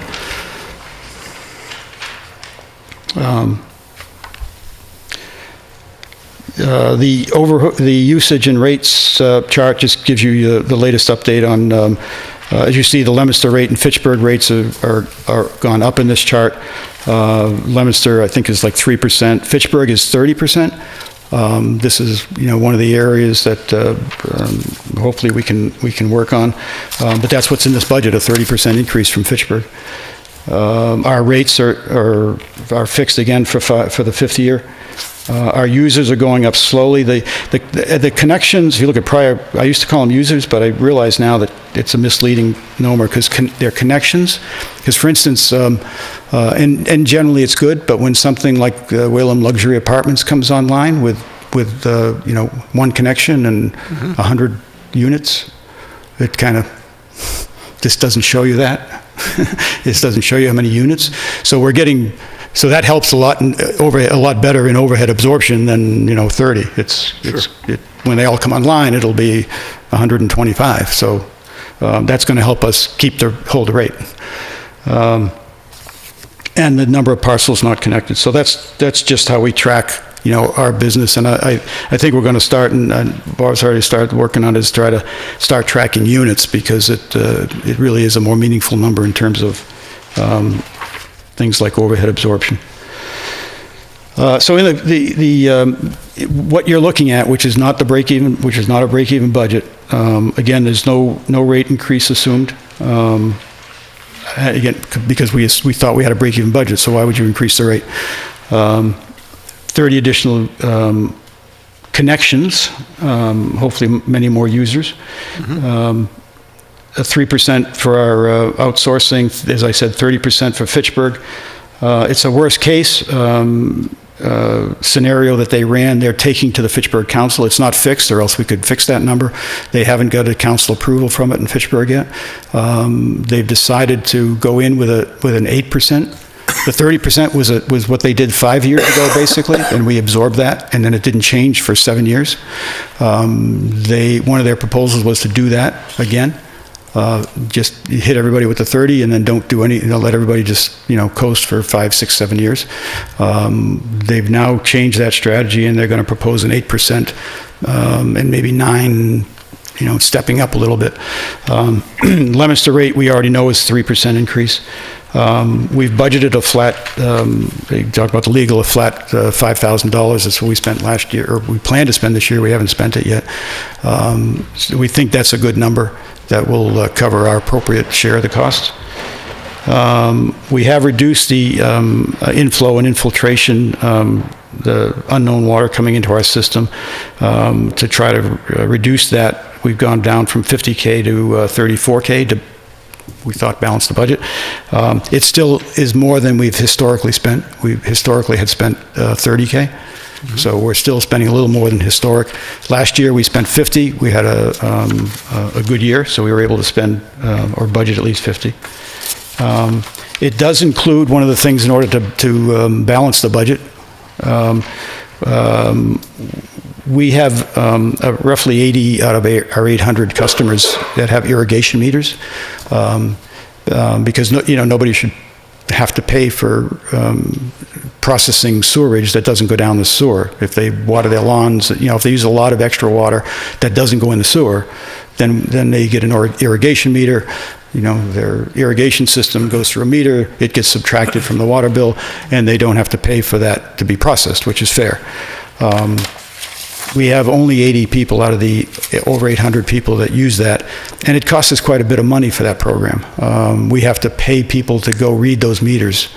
We have a lot of administration associated with that, and we felt that from a cost-based analysis that, have the 700 plus users paying for something that only 80 people are benefiting from and absorbing all the cost just wasn't right. So we're proposing that we pass the cost of that program on to the irrigation meter users, and they save a lot more than that fee, in their use. So we felt that was a fair approach, fair to everyone. John Fitch Highway, I've been talking about this for 4 years. It's finally coming to fruition. This is where we had to buy some capacity from Fitchburg because we didn't have enough. They finally have rolled up the costs for that program. We have to pay a share, prorated share for that.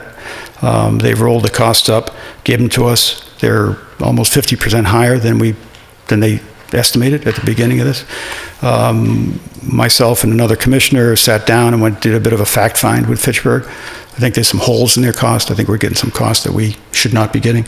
So we've got a negotiation ongoing with them. That is certainly going to push this payment out of this fiscal year. So we're looking at next fiscal year starting paying these. And in this budget, we have put the higher what they gave us for cost. Mm-hmm. So anything that we can negotiate down to will be a plus. We established OPEG, we put some money in there. And this is where we get into the trouble. Based on the costs that we agreed and the income, the true income, the base budget is $16,000 in the red. And on top of that, we thought we had funded $22,000 worth of capital. And that's not funded. So we basically have about a $39,000 hole that I'm personally challenged to fill next Tuesday. Okay. I don't know, we have to go all these numbers. The first sheet, which is the revenues, and if you see on the revenue sheet, the proposed budget, there are 2 zeros there next to stabilizations. That's where the problem was. There was revenue in those lines when we did the budget. The reason I highlighted the what looks to be a very big difference from last year of $67,000, that's connection fees. There are costs associated with that we have to pay Leominster and Fitchburg. But the net of that after we finish paying is still $33,000 to the good. So that's, but it's one-time money. But it is a nice little bump this year, but you can't count on that every year by a long shot. I'll go on, Madam Chairman, if you... or if there's any questions on that. Yeah, what strikes me is just the total revenues goes up nominally about, 15%. If you adjust for these for the bump in stabilization, it's still about 12.5%. And so I'm a little bit just trying to figure out why that's such a huge, increase. I'm sorry, John, I'm not sure which one you're looking at. 843, the FY18 actual budget is 843,833. The FY19 proposed Yes. budget is 963,861. That's about a 15% year-to-year increase. Yeah, it's $120,000, yes. $120,000 over a base of 843, a little less. Yes, it's significant, and that, It's suspicious, that's all. well, it's not, it's driven by two numbers, the top two numbers. Yeah. User charges, because we're looking at a lot of new customers. Mhm. So there's a 10% bump in that line alone. And then this one that I pointed out, this one-time connection fee, where there's a $67,000. So that's where it all is. And the 76 will be recurring, but not the next one. Yeah, any thought about maybe looking at these numbers a little bit different? If you could take your one-time connection fees and somehow apportion them to a capital account, and then take your user charges and use that as revenue to offset operating expense. Any thought? Yeah, no, I think that's good, and I appreciate that, because it's the kind of thinking we need, so that we can have some, like you guys do, we have some policies, that help guide us through the process, especially in something like a commission where people come and go. You need some memory, right, and something to guide you, and that's an excellent suggestion, is to look at the revenue, which is you can't count on. Yeah, and that's something we do when we talk about grants, for example. If it's a one-time grant, you don't want to apply that to something that's going to have an ongoing operating expense. Right. So where your connection fees are one-time, if you can apply that to a non-recurring line, capital is the first thing that comes to mind. Right. Yeah. No, it's a good. That's a good thought to get into the process. I think this coming year we need to really focus not just on the cost, but how we do the budgeting and how we get some policies. We talked last year about, and it was a stab in the dark of of trying to have a 3% of our revenues go into a capital fund. But I think this is probably a better approach, because it's more tied to. It's a little bit more cost-based, right? It's a little more tied to what's going on, as opposed to just an arbitrary percentage. Okay. John, you had another, or you? Well, no, just following up on Mark, because the $67,830 is in fact deceptive. If it really is a net revenue bump of $32,000, Right. and that's, Okay. Yep. All right. But we can take the net and do as Mark was saying. Yeah. Yep. Okay. I didn't highlight anything on the next sheet. This is the same basic approach we did last year. I could go with, there's some significant reductions, but it's because of some very specific one-time things. For instance, last year we had $25,000 for outsourcing our billing. That was a one-time thing, so you would see a drop of $25,000 just because of that. It's done. We had a $10,000 meter repair that we had budgeted last year in infrastructure, and that's done. So that $10,000 isn't recurring. So we work the costs, expenses pretty hard to get to break even. So I feel very good about these numbers. Again, feel very good about everything in this budget except that darn revenue. So now we need to go back and work a little harder. And I broke out from your questions last year. On the bottom is that magic miscellaneous thing, which is the biggest line item. And you can see that of the miscellaneous, the fees to Leominster, Fitchburg, and indirect, $76,000 to town for indirects are really what makes that up. Okay, Okay? yep. I appreciate that. Thank you.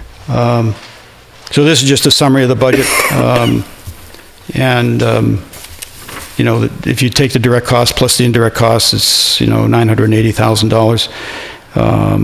And the revenues below are only 963. So that at a high level is is part of the problem. And this doesn't show the capital. Essentially, what this sheet should look like on a break-even budget is the transfer from retained earnings should simply be the difference between the debt service and the debt payments. That should be it. Everything else should get funded out of operating.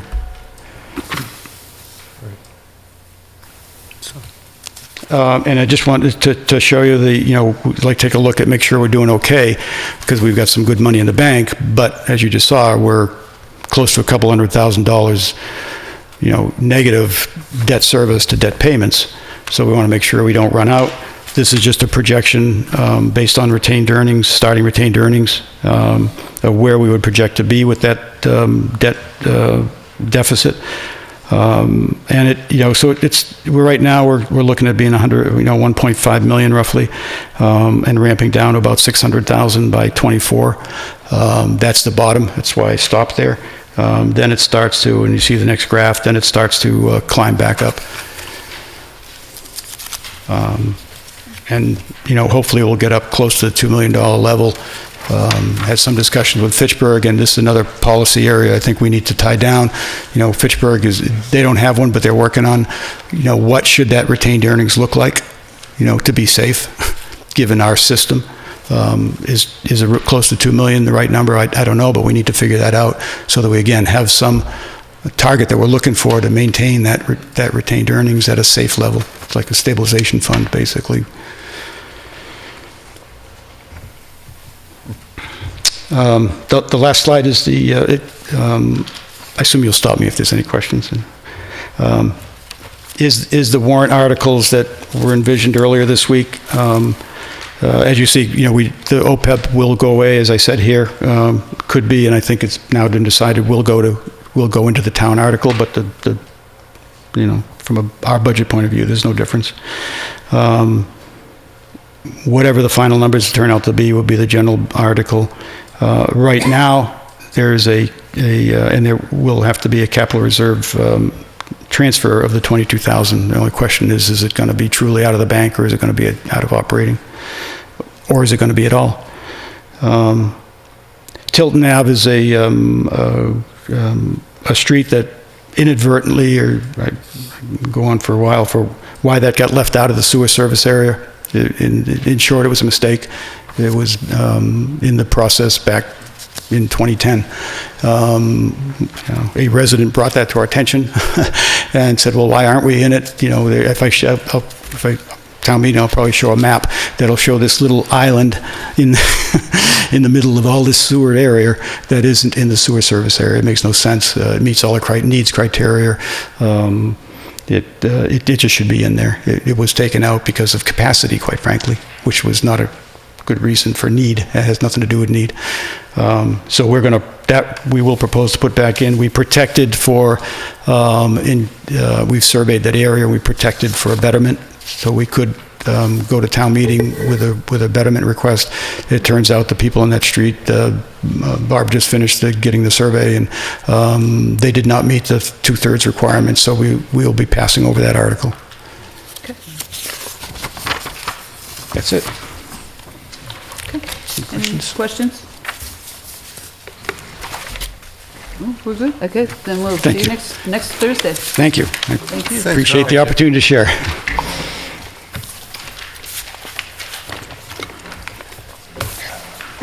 Okay, and then we'll finish up with, we did unclassified, Heather, you want to speak to debt service? Oh, I'm sorry, Joe, I'm assuming that you're finished. I know that you showed up with your name on the next slide, so. Okay. Thanks, Joe.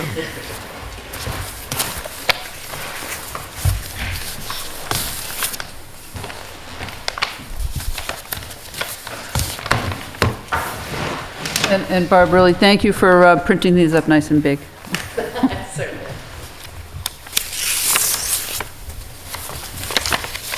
Oh, I'm sorry, Karen is going to be addressing debt? Well, I'm not sure what you want. The number that, We'd just like to see you. hi. Hi. Well, I like to see you too, but I'm not sure what you need. The number that Heather has in her budget is the correct number for debt service to cover all existing debt as we know right now, so. Okay. I mean, I'm not sure. It's all of the detail is in the worksheets that were provided to you when the preliminary budget package was put together. It's broken down by issue and. Okay, yeah, no, I guess basically, if there is anybody that does have any questions on anything they saw in the debt service. Just to be very clear, it does not include the prospective debt the town might incur if the town meeting decides to fund the ladder truck partially through debt. Correct, but that wouldn't affect the 2019 budget. No, That that's wouldn't- right, because it would be 2020 that we would start to Right, we would pay down start to do the pay down and we would borrow the money in the second half of 2019 and have the first debt payment due in 2020. So no effect on 2019. Okay, thanks. Okay, then if there's, do we have any, we don't have anything on moneyed articles that we need to hear tonight? Maybe we do? Okay. There'll be a test at the end. I can quickly go over okay. the articles that, the warrant literally closed at 6 o'clock today, so. So we have our normal articles as far as revolving funds. There's a new article this year for a bylaw to create revolving funds. That's part of the Mass Municipal Modernization Act, which is actually, I think, going backwards instead of forwards like it was intended to, because we're going to still have to authorize those same revolving funds every year. But now we have to have a bylaw. So if there's a change to any new funds, we're not only going to have to amend the bylaw, we'll have to reauthorize the funds. Gee, that's so helpful. Yes. Oh, yes. Thank you, State. So a bylaw to establish the fund? Yes, And then an annual approval of, to authorize the spending limits. interesting. So we have a payment of prior year expenses, which right now we have none. The payment to adjust the fiscal 18 budget, which would include snow and ice, which is the DPW director address. It's around 108,000, which that has been plugged into the overall spreadsheet as well to adjust those figures. The omnibus budget article, the stabilization fund article that takes a percentage of the budget towards stabilization, the special purpose stabilization fund, the OPEB trust fund, which would be two amounts, the town's portion and the sewer enterprise portion. And that would be two separate warrant articles, or No, that could it'd be done in one Okay. warrant article, but the motion itself would separate out the funding mechanisms. Okay. Where they're coming from. The sewer fund fiscal 19 budget article, the article for the sewer capital reserve stabilization fund, the solid waste disposal article for fiscal 19, the water enterprise fiscal 19 budget, the cable budget that you heard tonight, the sale of cemetery lots, which is $20,000 for the improvement and embellishment of town cemeteries. There are a couple articles to rescind borrowing for two sewer construction projects. There's an article to rescind borrowing for the Lane property because of a state reimbursement for a grant. Other money articles. I'm sorry, Heather. Just to back up on one, you said special stabilization fund? Special purpose stabilization fund that we started last year. Oh, the one that we started last year. Yeah. What happens with the stabilization fund that we had for Summer Street, I'll call it? Tri-Town? Yeah, the Tri-Town. We got certain revenues from the state for the Tri-Town project, and we said we wanted to put them in a special stabilization or a separate stabilization fund. Now that the Summer Street project is moving forward, I would imagine we're going to be drawing from those funds to help pay for our portion of Summer Street.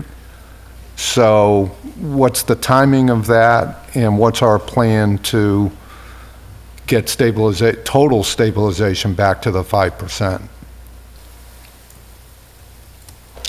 I would have to ask Karen about that. I'm not. The total stabilization fund is at the 5%. Right. And that zoning incentive stabilization fund, even though that's what that was called, that stabilization fund money can be used for any purpose.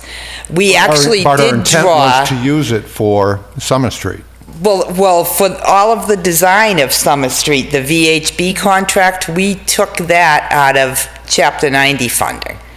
So that was paid for through either Chapter 90 funding, and I think there was a small portion that actually came out of the general highway budget.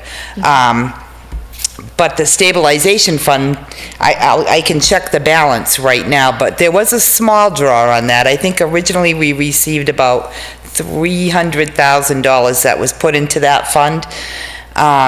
And like I said, I know we did draw on that money at one point in time. I don't remember exactly what it was for, but those funds, even though that fund is called the Zoning Incentive Stabilization Fund, it doesn't have to be used for that purpose. It can be used for I anything. know it doesn't have to be, but that was our intent.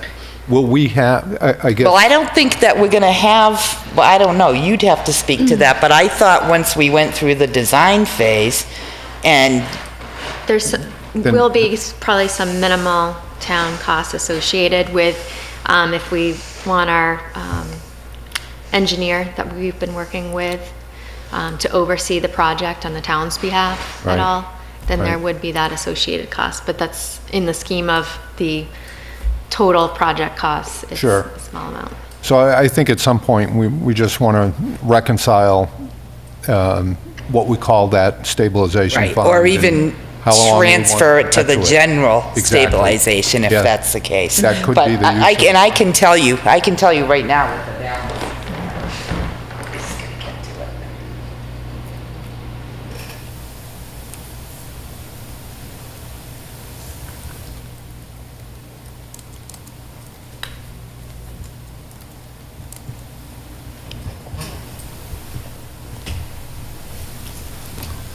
I'm going to keep going until you're ready.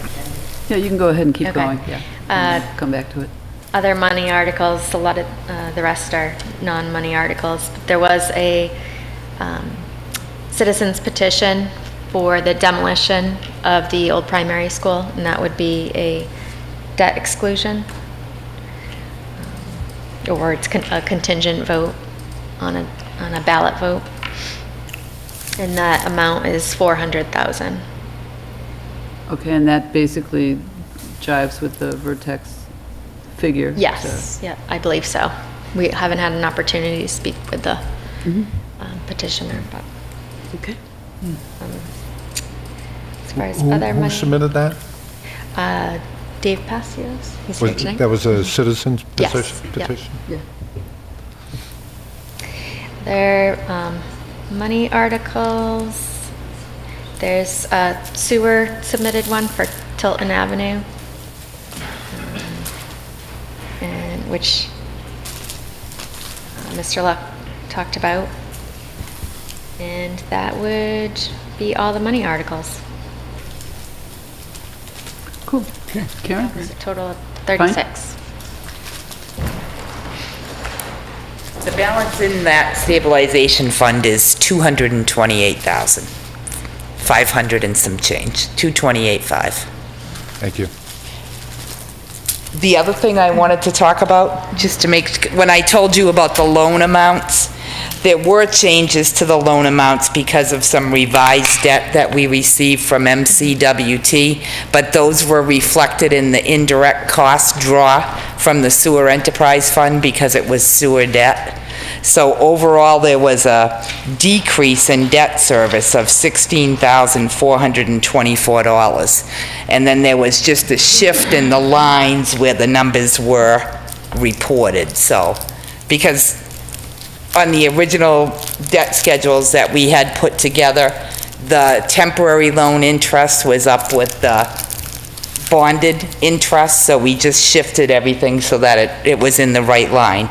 But there was a reduction in sewer debt because of, on the last project that they did, what was authorized for the project from Mass Clear Water Trust versus what they actually drew down was different, so we received a revised schedule. So, didn't want to lie.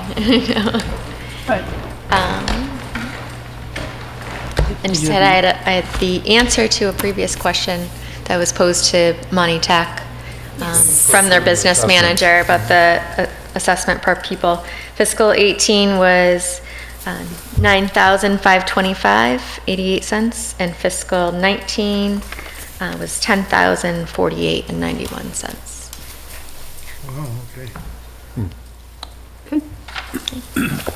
Any other Thank you. questions? You're welcome. I'm sorry, can you repeat 18? Over 5%. 18, $9,525.88. Thank you. Heather, earlier tonight, you spoke to health costs. I can't, Health insurance. yeah, it was a percentage that decreased?